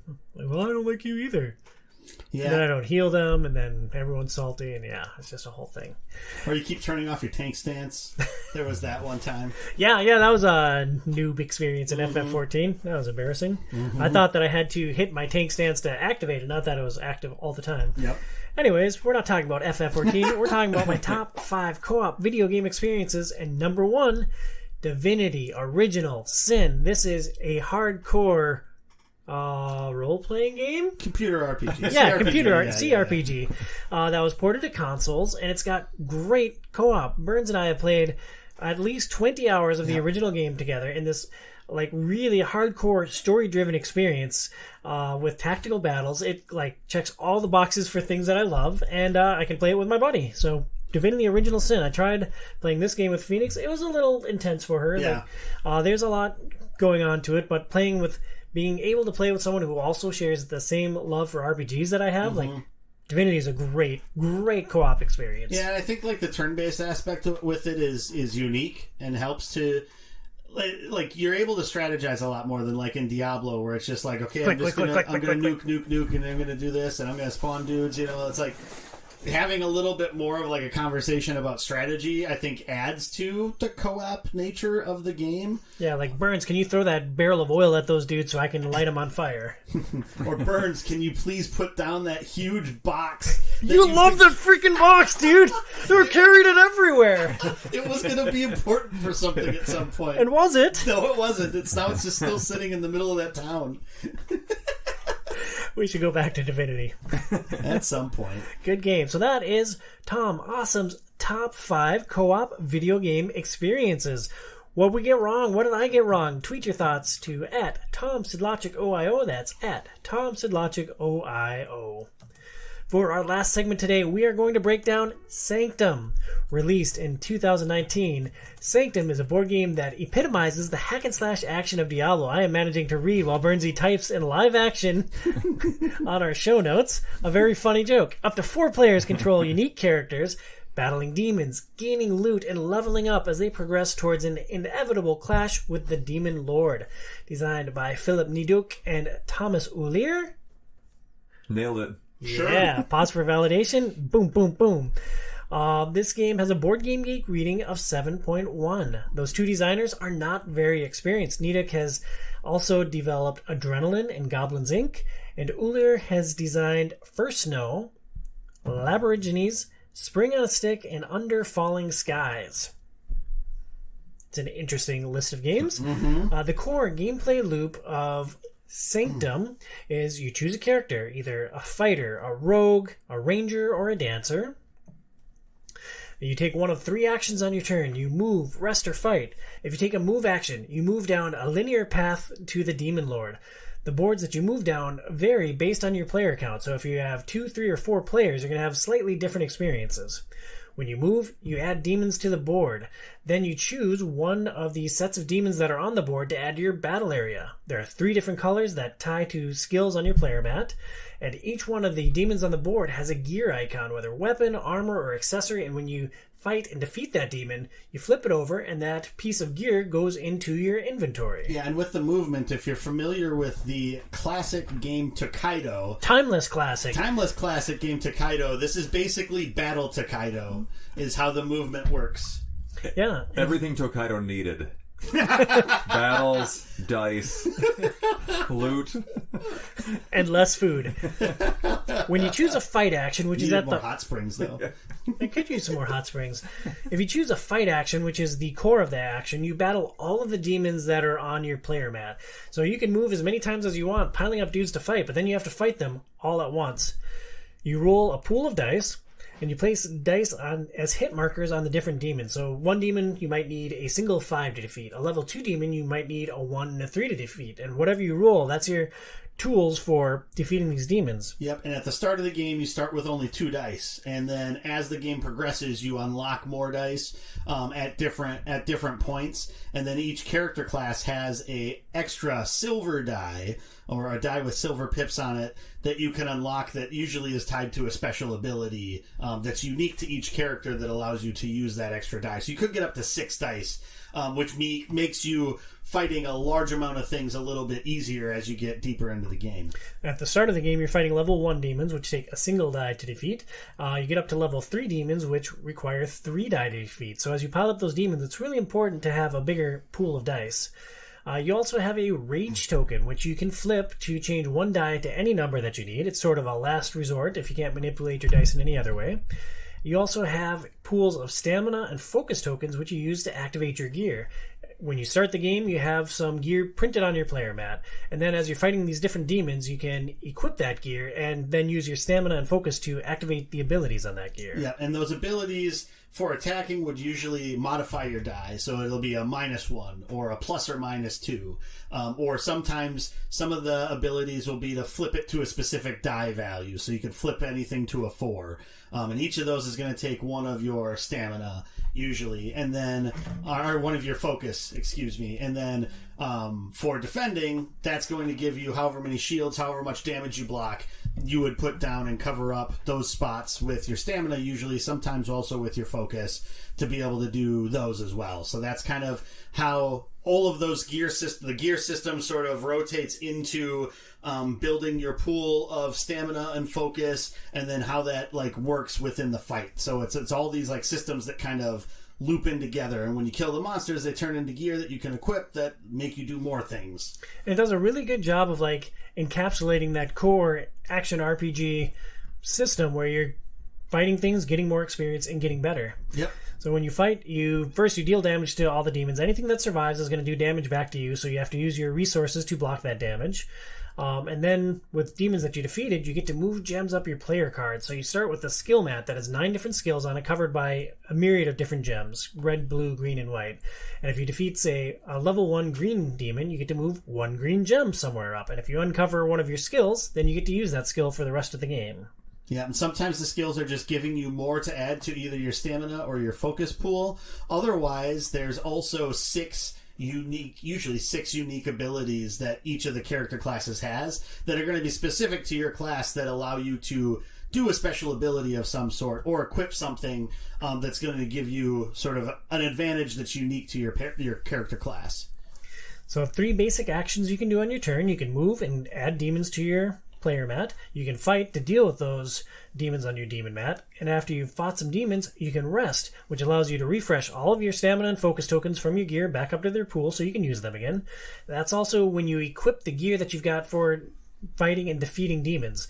So you could add new weapons, you can add new headpieces, chest armor, magical accessories. It's basically how you spend your time to actually improve your character. And like the interesting aspect of that too is as you're like unlocking skills and leveling up and you're moving those gems up, once you get those gems to the top, those colored gems are what you need to use to actually equip the items. And so that's another sort of aspect of the game that you're thinking of, is what types of gems do I need to have available to equip the types of things I'm trying to kill. So if you somehow end up with a level 3 green item, but you don't have the 3 green gems or a combination of green and white gems to equip it, it's basically wasted. You're just going to end up throwing it into the garbage at the end of the game. Yeah, unless you can find a way to push some of those up after a while. And so that's that's like the main strategy aspect of the game, is trying to get your gems up to where you need them so you can equip things, at the same time unlocking the skills that you want to use that are going to make the game as effective as possible for the way that you're trying to play it, and also to equip the gear that you're getting that also sort of plays into that. So it's like all of the synergies of all of that, trying to balance it out. And it sounds complicated when describing it, but I think in playing it, once you get an idea, like the first game of any board game you play, you're like, oh, okay, I should have done this different, I should have done this different.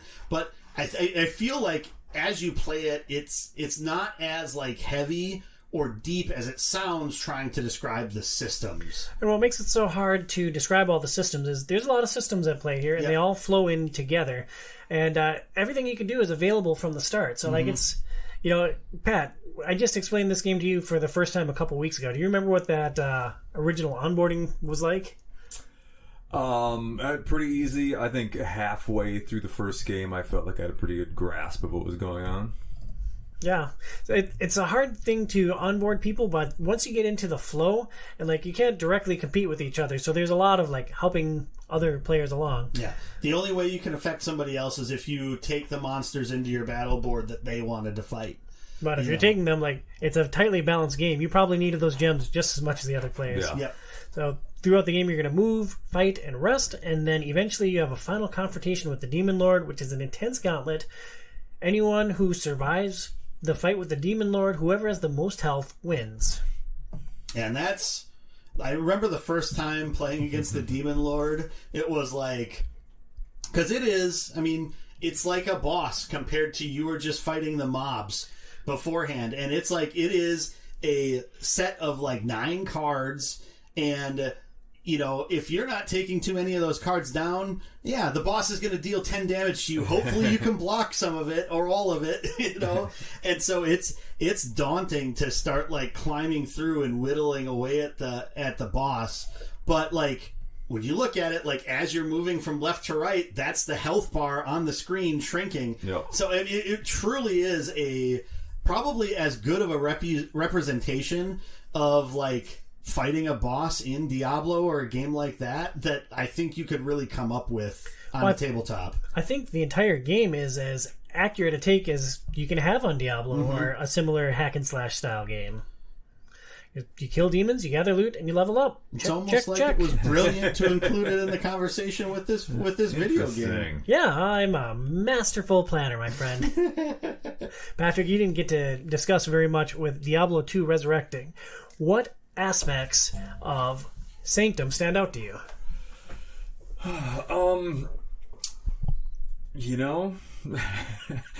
This won't surprise you guys. I love dice chucking. You already mentioned that kind of you can't interact with people a lot, which is also one of my favorite things. Is interacting or not interacting with other people?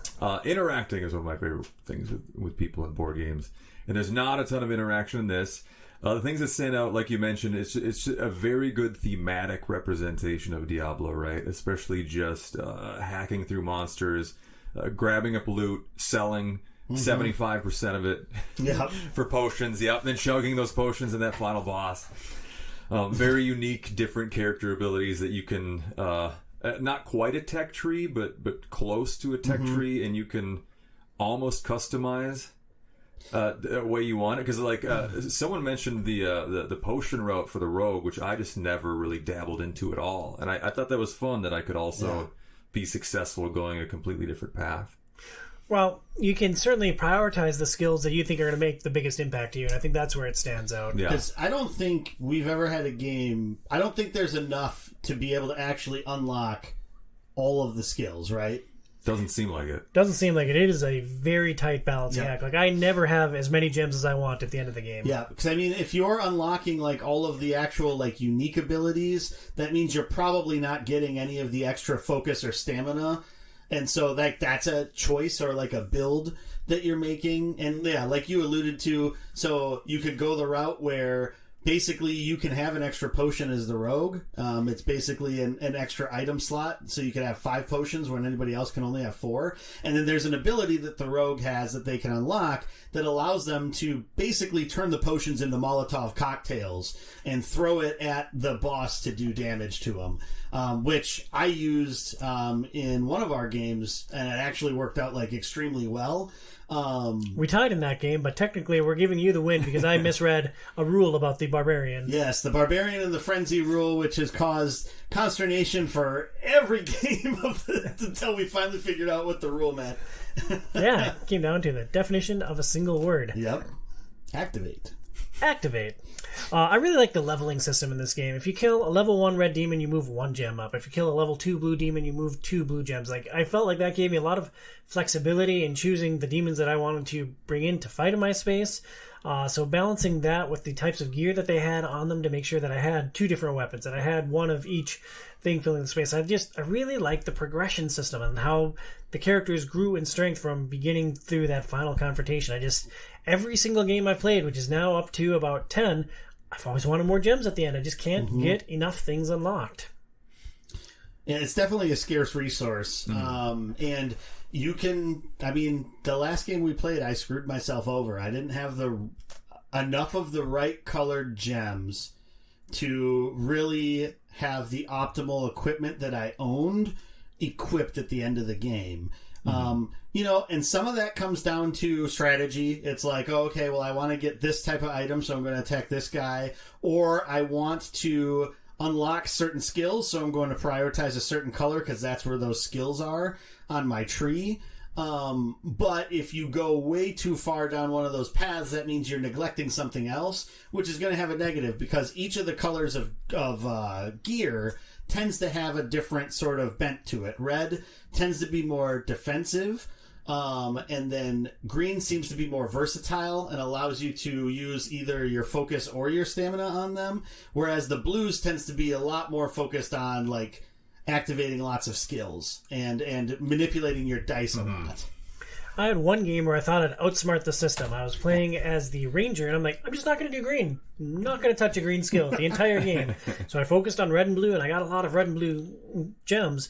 But when treasure chests would come up and we got to choose free loot, I got a couple of high-level green items. Didn't have any green gems. Couldn't equip them. And so like all my white gems went to equipping green gear, and I didn't have enough gems. So even like trying to purposefully exclude one of the colors still didn't give me enough tools to really min-max at the end of the game. Patrick, which character did you prefer? You played 2 out of the 4 characters. You played as the outlaw and as the ranger. Which of those 2 characters really stood out with you? And what was their shtick? I liked them both. I preferred the outlaw just a little bit more, I'd say.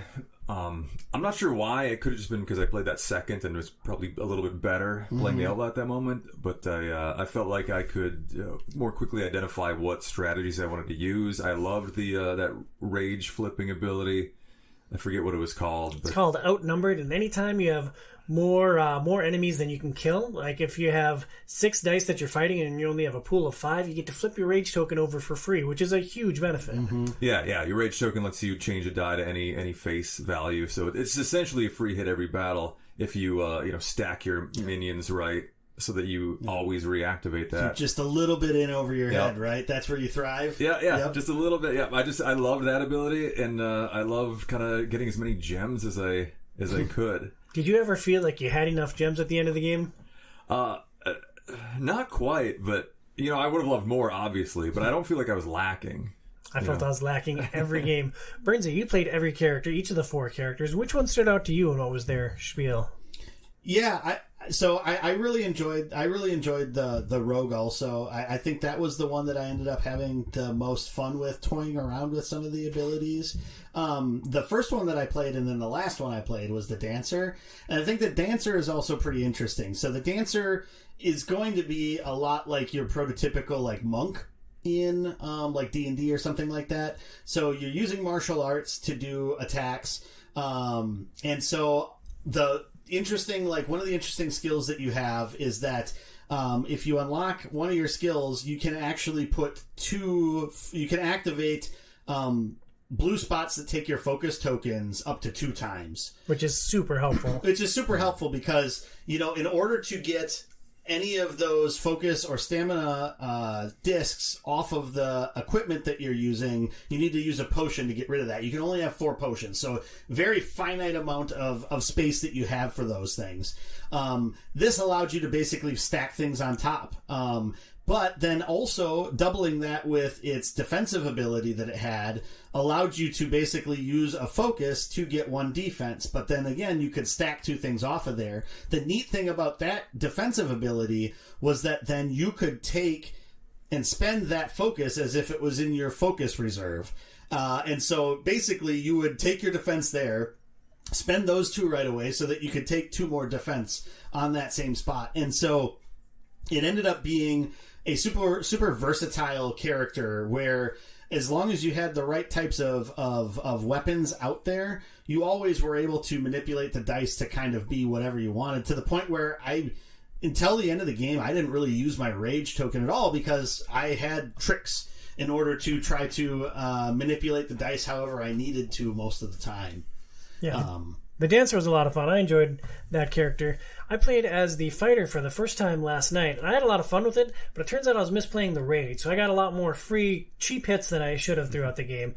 One of the things that makes the fighter or the barbarian stand out is that they get 2 rage tokens where every other character has 1. So in a pinch, you could flip both of those and change 2 of your die to be hits. It takes a little bit of time to get them back, but they also have an ability where if you start a fight and you had already marked off one of the hits on a demon from a previous fight, you automatically get your rage back for free then. So I was able to manipulate that a bit to get more rage as well. So I enjoyed the fighter, but today I played with probably my favorite character, the ranger. The ranger's shtick is that they get to equip low-level gear for free if you unlock the right skill, and then you can use their gems to activate the abilities on the different gear. So it gives you a lot of flexibility at the cost of higher-level gear. We played 2 games today. I threw away at least 3 level 3 items in both of those games, which is extremely painful for the loot monster to do. Yeah. But I don't know what it is about the ranger and like using the worst gear. I guess I like having a big toolbox. I like having flexibility to tackle things in different ways because it gives you a lot of outs. Like if you have a crappy roll, it's like, well, I can do this, this, and this. It's like, oh, well, I have a lot of damage coming at me. They have a skill that allows you to use green gems to mitigate damage. It's like, oh, all right. Yeah. I'll just keep a big pool of those up there. And for me, the ranger was the standout character. So I think what's also interesting, so like for the different characters, different weapons are typically going to be more useful for certain types of characters than others.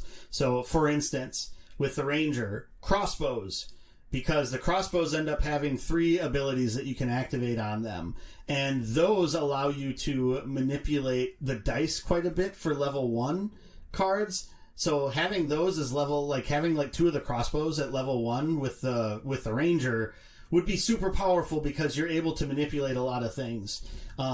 With the Barbarian, who tends to have a lot more stamina than focus, you want to focus probably on red weapons with the Barbarian because you're able to pump out so much more of that stamina with that character. And so there's some of those things then that are like natural fits, which is similar to like if you were playing Diablo or any of those games where, yeah, a barbarian would prefer to have an axe, a ranger is going to prefer to have a ranged weapon of some sort.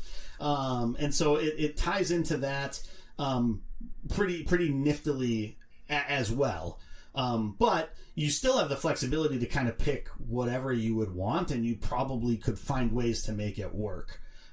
So that's where maybe some of the replayability would come in of trying to spec things a different way, as long as like, you know, you don't get your mind on the min-max. I know this works, and I'm just going to try to make this as best as possible. And it's like, okay, I'm going to play as the fighter this time, but I'm going to try to do these different things and see if I can make it work, right? So yeah, I think there's some replayability there. The fact that the scope of the game doesn't change so much as you go through it maybe limits that replayability a little bit. But like I've played it 5 or 6 times in the last week or so, and I've still enjoyed playing it each time that I've played it. And so, I mean, I guess I don't know that I would play it again another 2 times tonight after we record. We'll see, my friend. But I would be up for playing it again probably sometime in the future because it's been fun to play. And it's pretty quick once you know what you're doing. Yeah, I thought that was a real strength of the game. We burned through 2 games today. Pat's played twice before. Burns has played 3 or 4 times prior to today. We got through our first game in an hour and a half, our second game in an hour and about 10 minutes. That's not bad. Like we could play another 3-player board game and be there for hours for each playthrough. Oh yeah. Like when we played Horizon for the show, like that was an all-day affair for yes. a 4-player game. Yes, it was. Patrick, what do you think the number 1 strength of Sanctum is as a board game? Number 1, man, I don't know if I can pick one. Like the time to strategy ratio is good, like you mentioned. I will say for me, this probably skews a bit Euro on the Euro to Ameritrash scale, but it adds randomness, which I think is why I probably enjoy this a lot more. Just the dice and even the equipment you get.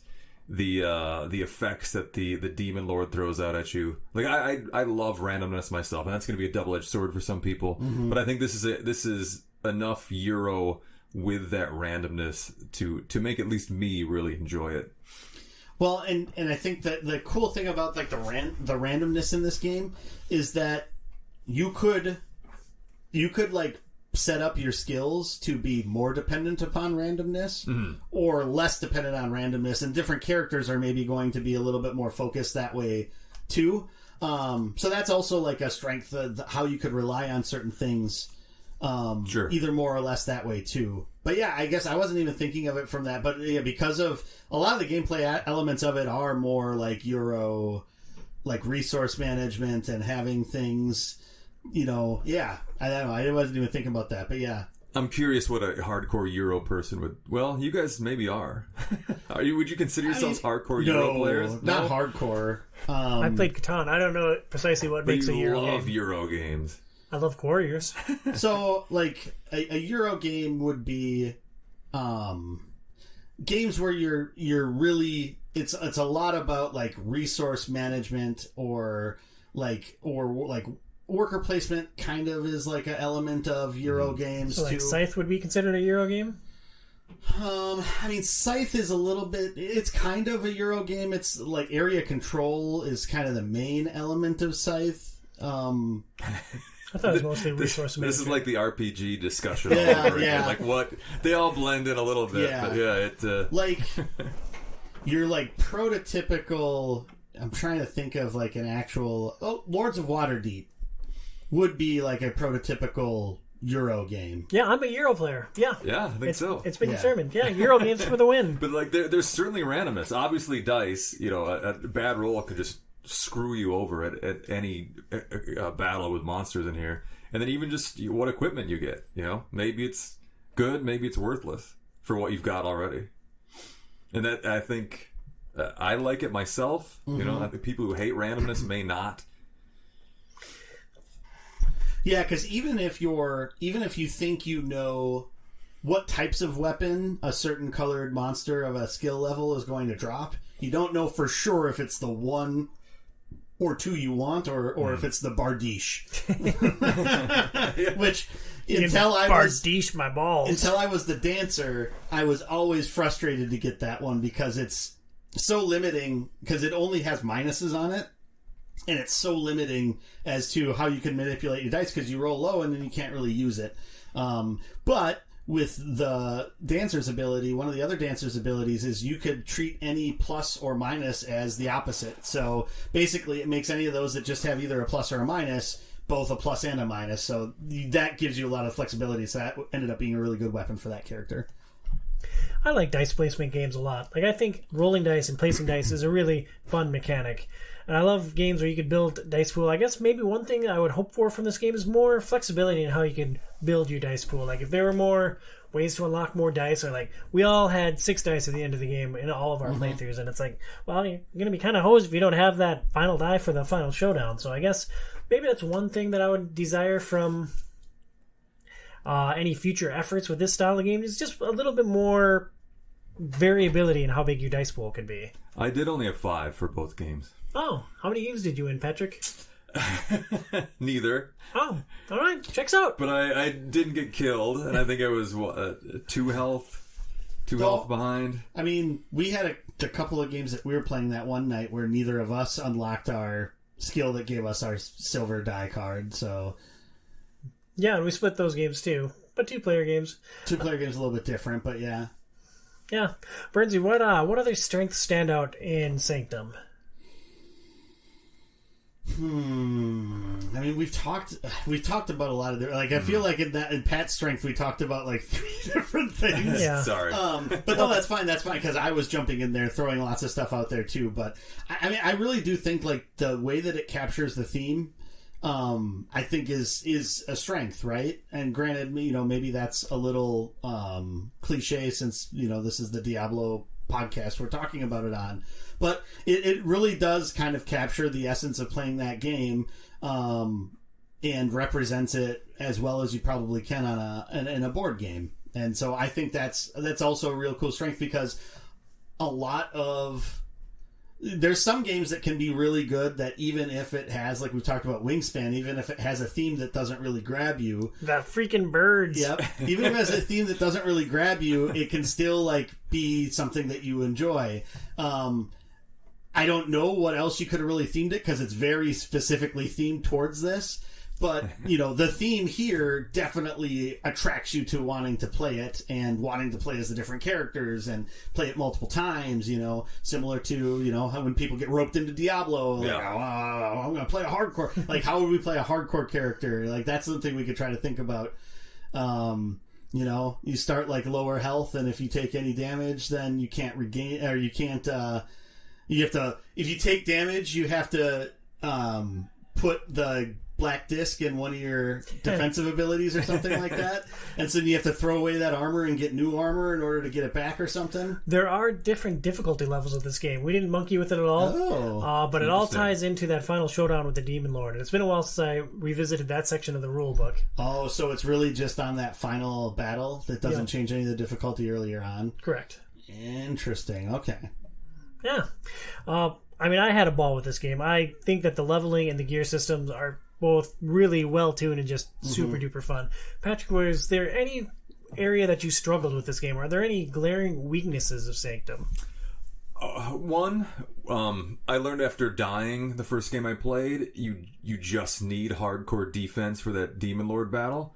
And every game after that, I made sure I had to my knowledge, a five defensive item is the best you can get. 6.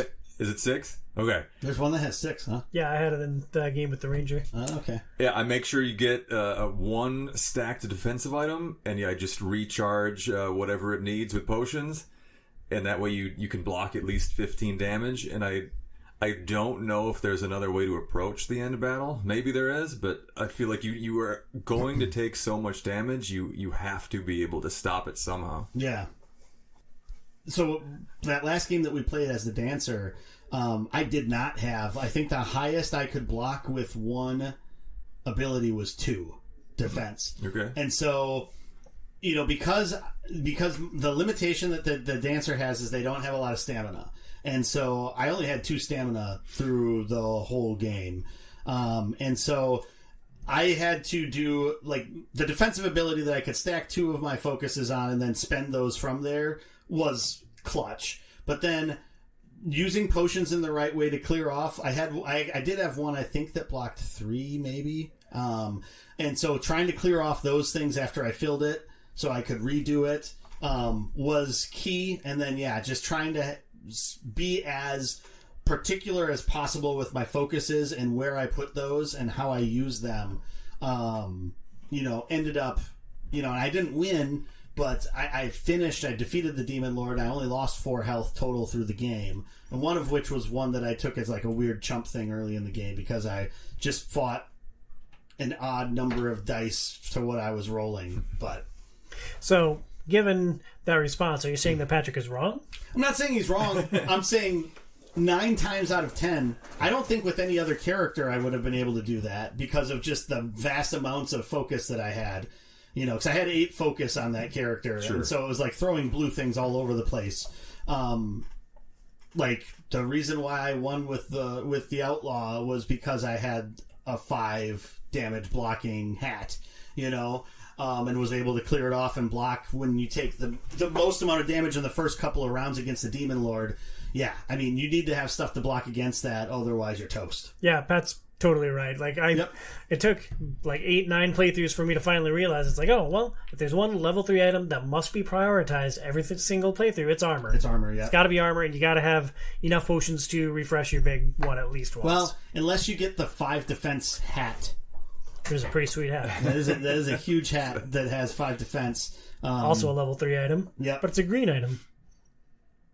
Yes, I think so. Oh, it definitely is. The Madman's Shade. Yeah.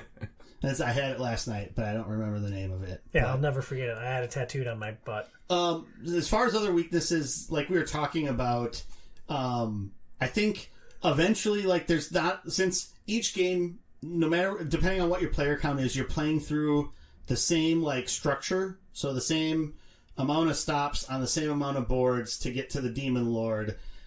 There's not a lot of variation there. It would be fun if there was another type of boss that you could fight at the end that maybe had a little bit different shtick, but was still like super difficult. Although now that we know how the game works, the Demon Lord is tough, but he's not like, and granted, like you said, there's difficulty options that could maybe ramp that up, to 11 or whatever. But I think having some more of that, and if there was an expansion that had like a couple more characters that were also iconic, like Diablo-esque character classes, I think that would also go a long way in helping that. And so, yeah, did you have any other weaknesses that you for me, it's just never having enough gems at the end, which isn't really a weakness of the game. Like, it's a weakness of me as a player to not figure out the best way to get to the best position for the end game. The only other thing I would say is some semblance of more interplay between players would be interesting. I don't know how it would work with the way that the game is structured. Either having an option where there was more of a cooperative aspect of the game where you're working together on something, or a more competitive aspect of the game where you're purposefully fighting against each other at some point. I don't know. I mean, if it would just be a straight up dice off and you're trying to hit certain numbers against each other, I'm not sure exactly what that would look like, but that could be an interesting aspect. There's a mechanic in the Teenage Mutant Ninja Turtles game that would be interesting for this. In that game, you can borrow a die from the players next to you. So, like, if I had a 3 and you needed it, I could give you my 3 die. And if Pat had a 2 that I needed, I could take his 2 die. And so there's a little bit of sharing. That would create a little bit of camaraderie, teamwork. Okay. Yeah, like, the only other thing I can think of if you're going to make something competitive is to, like, have, like, a mechanism where you could take someone's spot or something like that. Or if someone was going to jump ahead of you, you have a way to, like, block them and switch spots with them or something like that. Like, which would be really interesting around, like, when you get close to a treasure chest, so you can try to pick earlier as opposed to later. I don't know how a duel would work in the game, but it would be interesting if you could come up with a system for, you know, you chuck dice off against each other and then, you know, go like die versus die, whoever's highest so beats the other one. Just a hypothetical scenario here. Patrick, if we were playing this game with Casey and there was an option to duel, do you think you would just duel him again and again and again? Yeah, and grind him mercilessly into the worry dust? about the rules later, if it's allowed. Just as long as I get my victory points. Sounds like the right way to play. Sounds like the right way. Bernsey, where does Sanctum, which I think is a terrific game, rank amongst other 4-player games? Like, initially, when I asked myself that question, I'm like, oh, I love Sanctum. It's going to be, like, right at the top of the list. And then I started looking at some of my games that go up to 4 players. Wingspan, it's like, hate the theme of Wingspan. Well, don't hate the theme, but I think it's ridiculous. Wingspan, I think, is a better game than Sanctum. Yeah. Scythe is my favorite game. I think the base game is 4 players on Scythe. I'd put Scythe above Sanctum. Then there's Quarriors, Gloomhaven, Pandemic, Everdell, Charterstone, which I know you played a fair amount. So, I mean, Sanctum I think is a great game, but there is a really like competitive spot for 4-player board games. Yeah. So I mean, it's hard, right? I mean, it's a 7.1 on Board Game Geek, which is below all of those games that you listed on maybe not Charterstone, but everything else, it would be below that on Board Game Geek. But I think a lot of the aspect, like, sure, you can compare this with those games, but I don't necessarily know that that's always the best way to look at games, right? I mean, the game's not better than Gloomhaven in my mind. The game's mechanically not better than Scythe or mechanically better than Wingspan. But if you're playing a lot of those really heavy games that are all about creating this engine, sometimes you want a little bit different game that's going to do something different. And Sanctum would fit right in that area, you know? One thing that you mentioned earlier today, off mic, was that there isn't really anything else that really fits this void that Sanctum does. Yeah. Like, there's engine builders. You can choose a skin for an engine builder that suits your taste. There aren't a lot of games where you can just jump in, kill some monsters, level up, buy more gear, and fight a big boss. Yeah, because this is like a dungeon diving game, but there's not a focus on the dungeon. It's all about the leveling. And so, you know, you're still fighting things, and that's an aspect of the game, but it's not like the exploration that you have in Gloomhaven, you know? And so it scratches a different itch. And so whether it's better or not than those other games doesn't matter as much as to if, depending upon the group of people that you have and the things that they're interested in, you probably could still play it just as much as some of those other games. And, as we're talking about, its theme is pretty accessible. Its gameplay and systems, it's a lot at first, but once you start playing it, it kind of makes sense. I mean, it's a very accessible game. If you were playing with, a few people that don't play board games a lot, and your choice was between this or Scythe, you'd probably go with Sanctum before you go with Scythe, because Scythe is something that you're going to have to buckle in for 3 hours, and we're going to be here, and we're going to just try to destroy each other, or screw each other over as much as possible. Whereas here, this would be a little bit more lighthearted romp. If you're playing with new players, it'd maybe take 2 hours to get through the first game, but then you could pick up and play the next game and probably finish it in an hour and a half.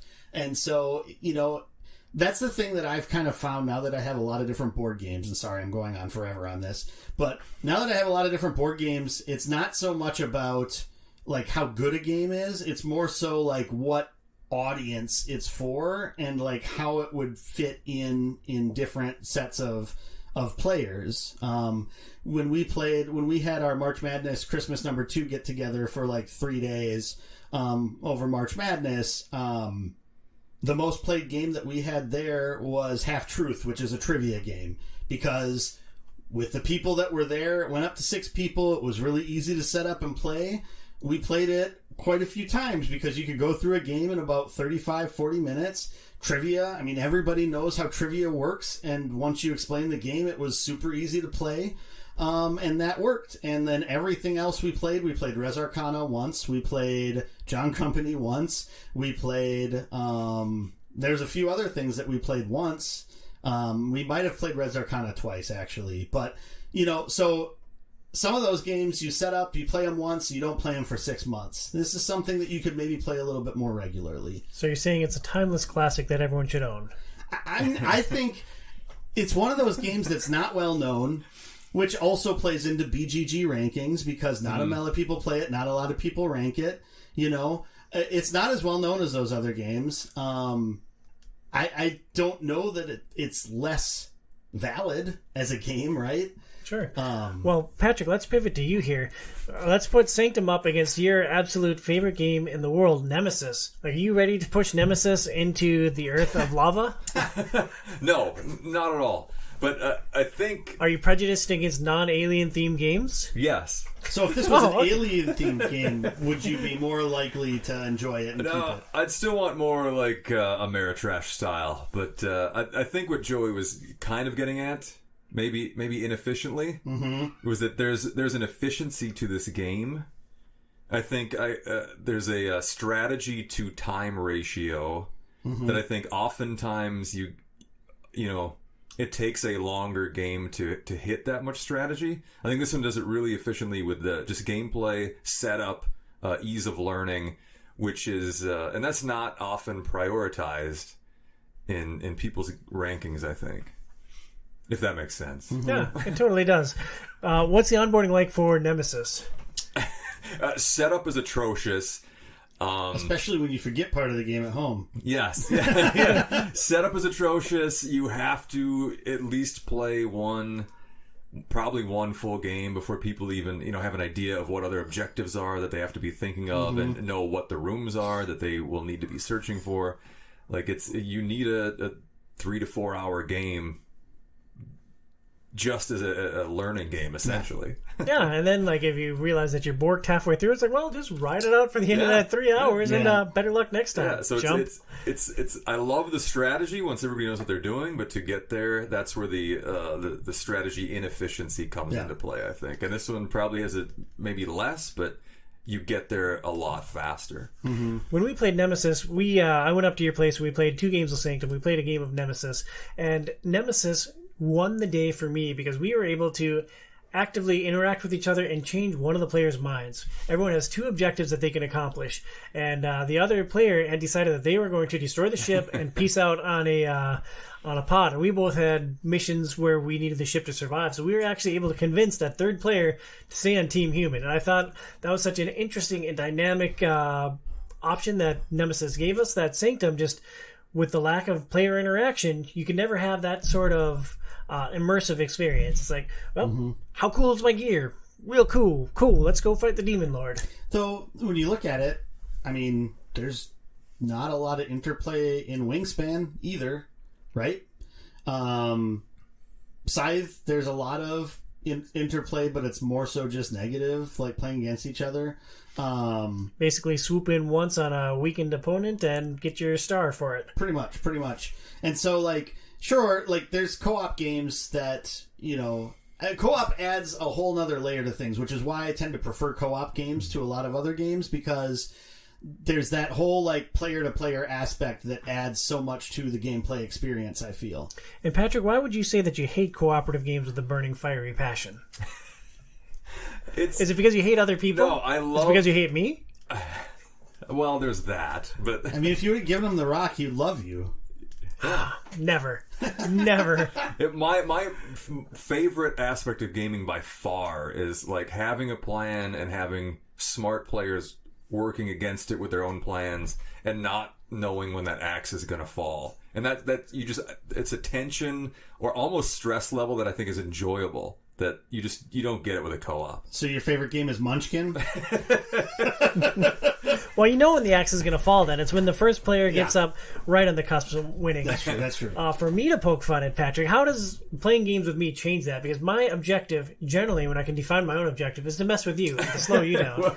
Generally speaking, I view you as a threat, oftentimes the biggest threat in the game, and so I will single-mindedly focus on keeping you from winning the game. But...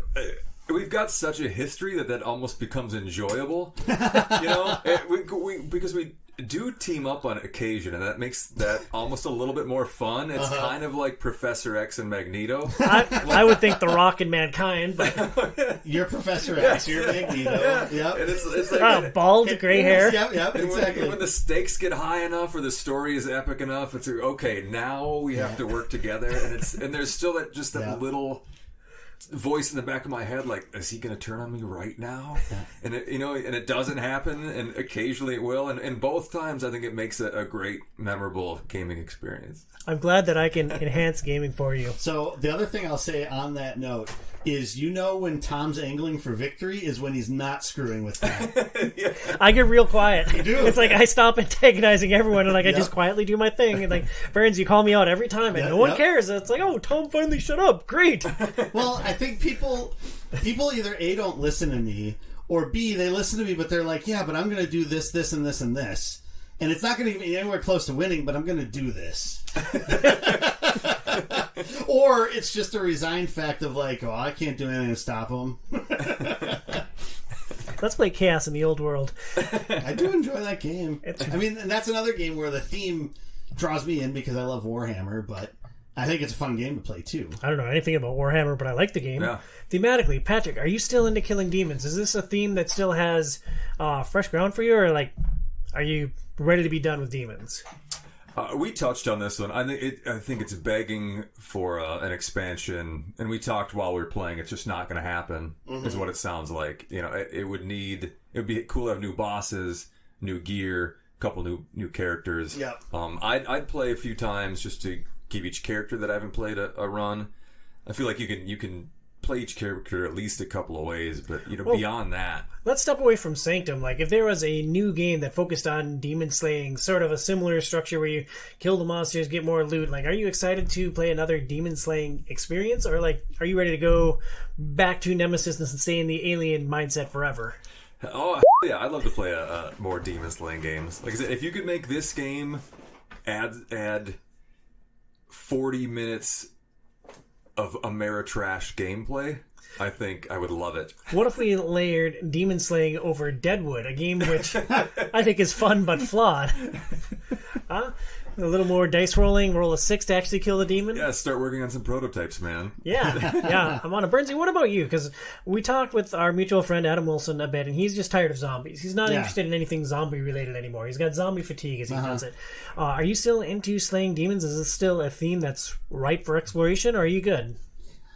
I mean, I don't know that, like, if you're looking at the top, like, gameplay settings, demon slaying's probably not in the top 10, like, just in general. So I don't think it's, like, overwrought with examples of things. Well, Doom from a video game space. Right, but there's not like, it's not to the point where it's like there's 18 different shows like The Walking Dead doing the same thing, right? I mean, that's like the part with zombies that got overkill is that it was every single medium of media was all zombies. And so then it's just like, I really don't want to deal with zombies anymore. The Walking Dead was a beautiful flower because everyone was infected.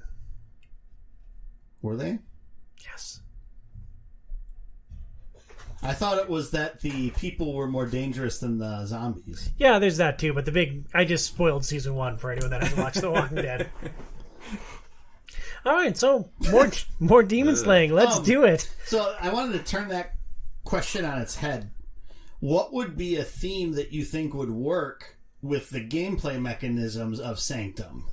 So like a different theme, you could maybe tweak some of it a little bit, but what would be something that you think where this system would work really well? I think I already know what Pat's answer is. It's a spaceship and aliens. Give me Black Panther 2, the blue people versus the Wakandans. Blue people. When you say blue people, I just automatically think of Avatar, but Yeah, Namor's people. Yeah, Gotcha, Namor's gotcha, people. gotcha. Yeah. So who you're on the Wakanda side, obviously. No, I'd follow Namor. Oh, so you could play as either side. Mm-hmm. Okay, and so then you'd have two separate sets of cards that would be either the Namor people would be the bad guys that you'd be playing, and then you fight Namor at the end. Otherwise, it's the other side, and you'd fight whoever becomes Black Panther at the end. I'm not going to spoil it for people. Someone becomes Black Panther? You haven't seen Black Panther 2 yet? Yeah, I just watched it. That's why this popped into my head. I was going to say. For me, since we're talking about chaos in the old world, I'd love to see, like, sort of like Vermintide, the video game, but you're like these, like, misfits. So you could have, like, the 4, 5, 6 different classes that you'd be playing as. But then you'd have different types of demon decks for each of the different 5 types of demons in Warhammer. Like, that would be, like, a board game wet dream for me, probably, because I just love... I feel like we're much Warhammer closer setting. now.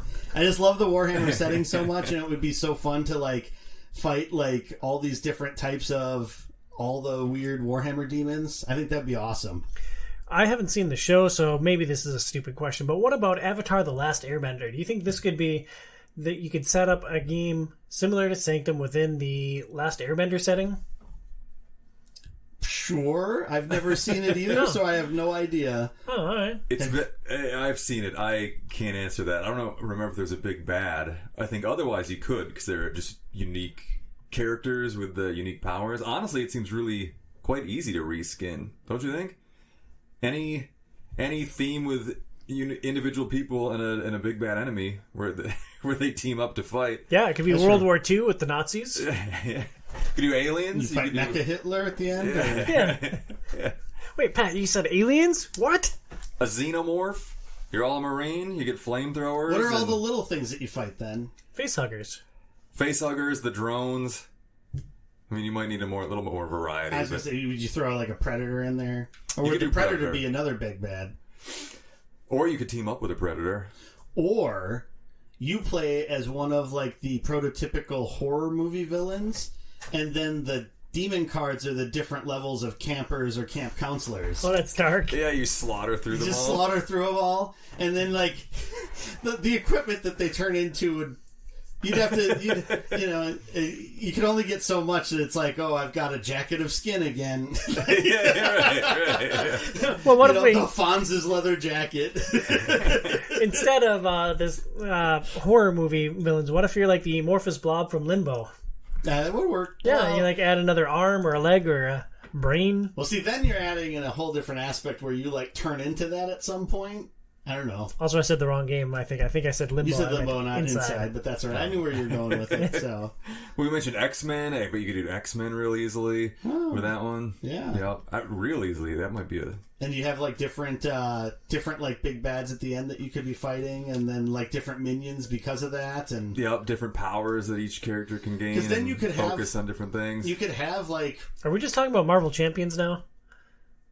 Kind of. Could be. Marvel Champions is a little bit different because you're always fighting the big bad instead of building up to fighting the big bad. But I don't know. So yeah, I guess you could put a lot of different things in there. The takeaway here is we like board games. That's board true. games are fun. Patrick, your final thoughts on the Diablo show, either D2 Resurrected or Sanctum. I wish I could have played D2 Resurrected. I do too. That is one of my highlights of all gaming time was playing through D2 with you at your apartment in Brainerd. Yeah, if the CEO of Blizzard listens to this, I'm sure that Bobby Kotick does. if he takes some time out from making bad decisions, I hope he listens to this podcast and lets me play it with my integrated graphics card. Bernsey, your final thoughts and takeaways from the Diablo show. Yeah, I mean, everything that we did for this was a lot of fun. If I had to pick to spend like 3 more hours doing one of the two things, I'd probably play Sanctum for another 3 hours. Yeah, I As would. opposed to playing Diablo 2 for another 3 hours. Granted, I could see myself going back and jumping into Diablo 2 and playing around with it, especially if like a couple other people, like if Pat ever gets, something figured out with a computer, I could see going back into it. But like I said before, I'd rather probably play either 3 or 4 and go in the more modern direction with that. It was fun to go back and look at how it used to be, but I'm pretty happy with where it is and it's going. Yeah, it was fun to go back to D2. D2 is one of my all-time favorite games. Still fun to play. It's no longer groundbreaking, but I had a great time jumping in and messing around with the different characters. And Sanctum is an awesome board game, and I enjoyed sharing it with 5 different people as we were building up to the show. So it's fun. It's fun with different player counts. 6? I forget. Us 2, Dunham, Phoenix, Casey, and yourself. Oh, yeah, I didn't count myself. Oh, okay. Yeah, because I didn't share it with myself. I already knew what I was getting into. I was sharing it with 5. You should share with yourself, Tom. Never. More often. Next month, we're going to break down Mars. This same crew will be back. I know that I teased this at the end of the last episode. Here's a little look at how the sausage is made. I have a whiteboard on the office wall that outlines all the shows for the year and the topics. And as I was wrapping up the show last month, I looked at the wrong upcoming month. So D2, the Diablo show, was always slated for May, but I read off the June show. So next month, I swear to you, we're going to break down Mars. We are watching the original Total Recall film, reading Stranger in a Strange Land, and playing Terraforming Mars. I added Terraforming Mars to that show because I've heard it's a great game, but I've never actually made time for it. It's an engine-building game for 1 to 5 players. Bernsey, you put up Total Recall. Yeah, I mean, so this is all like... You've like barely watched any movies ever in your life. I've never seen Total Recall, so I'm glad you chose this. So it's one of those things where when we decided we were going to do Mars, it was like between this and The Martian, but it was just like Total Recall is just a more fun, crazy, wonky view of Mars. And so I figured like if we have that, which is a little bit different than what we're doing with Terraforming Mars, because The Martian, it's not about terraforming, but it's about trying to survive on Mars. So there's a little bit of a combination there. Let's go full dystopian with Total Recall and see what that movie is like now 30 years later. I love me some dystopia. Patrick, you put up the book Stranger in a Strange Land, which doesn't take place on Mars, but it's Mars adjacent. What made you choose this book for our Mars show? I'm a huge Starship Troopers fan and Robert Heinlein fan, and I read this a long time ago when I was probably younger, definitely immature, and didn't really like it because I'm glad you put up something you don't like. I wanted to give myself another shot at it. It's not nearly as focused on the action as Starship Troopers is. It's a lot more, I don't know. No, there's not a lot of action at all, really. You made us read the Silmarillion for the show, and then you're like, what can I follow that up with? I really hated Stranger in a Strange Land. Let's do that. I like injecting pain into your library choices. Hey, Tom, this is how I'm going to get back to you from 3 decades of board games. That's why you swayed me towards choosing the movie I chose. It's like, I either choosing one that I haven't seen that's really good that I've wanted to see, or one that I've seen before that's really bad that I think the other guys should experience. And you're like, choose the bad one. Yes. Yeah, anger and hatred tend to get more discussion going. I think. It's weird, like watching like the two of you, and this isn't like a judgment on someone's character at all, but I would feel like that Tom is more Sith and you're more Jedi. but it feels like it's actually the opposite way around. Yeah, I think it's true. I mean, a lot of your perspective is probably colored by the number of games that we play together, because in games I am a different animal than I am in real life. Like, if I were to choose my alignment in real life along D&D terms, like, I would be probably chaotic good. In games I am chaotic neutral. Is there a chaotic option? Yes, chaotic. Just flat chaotic. Yeah, I can keep the tempo going. Let's make a bunch of stuff happen, and then let's react. Patrick's definitely the evil one in He's real life. lawful evil, which would be what Sith would be. I hide it better, which is what the Sith do. That's true. I wear everything on my sleeve. Like, I am what I am, and like you You're can deal with Anakin. it. Oh yeah, I hope And I'm. he's Palpatine as he puts his hood up. Very, very fitting. That is going to do it for our show on Diablo. Thank you so much for listening to this episode of Outside is Overrated. Please review us on your favorite podcast platform and support our show on Patreon at patreon.com/OIO. For Joey at HobbyBoxBurns and for Patrick at PatDeGeest on Twitter, I'm Tom Sidlogic at TomSidlogicOIO. We'll talk to you next month. Stay inside, kids.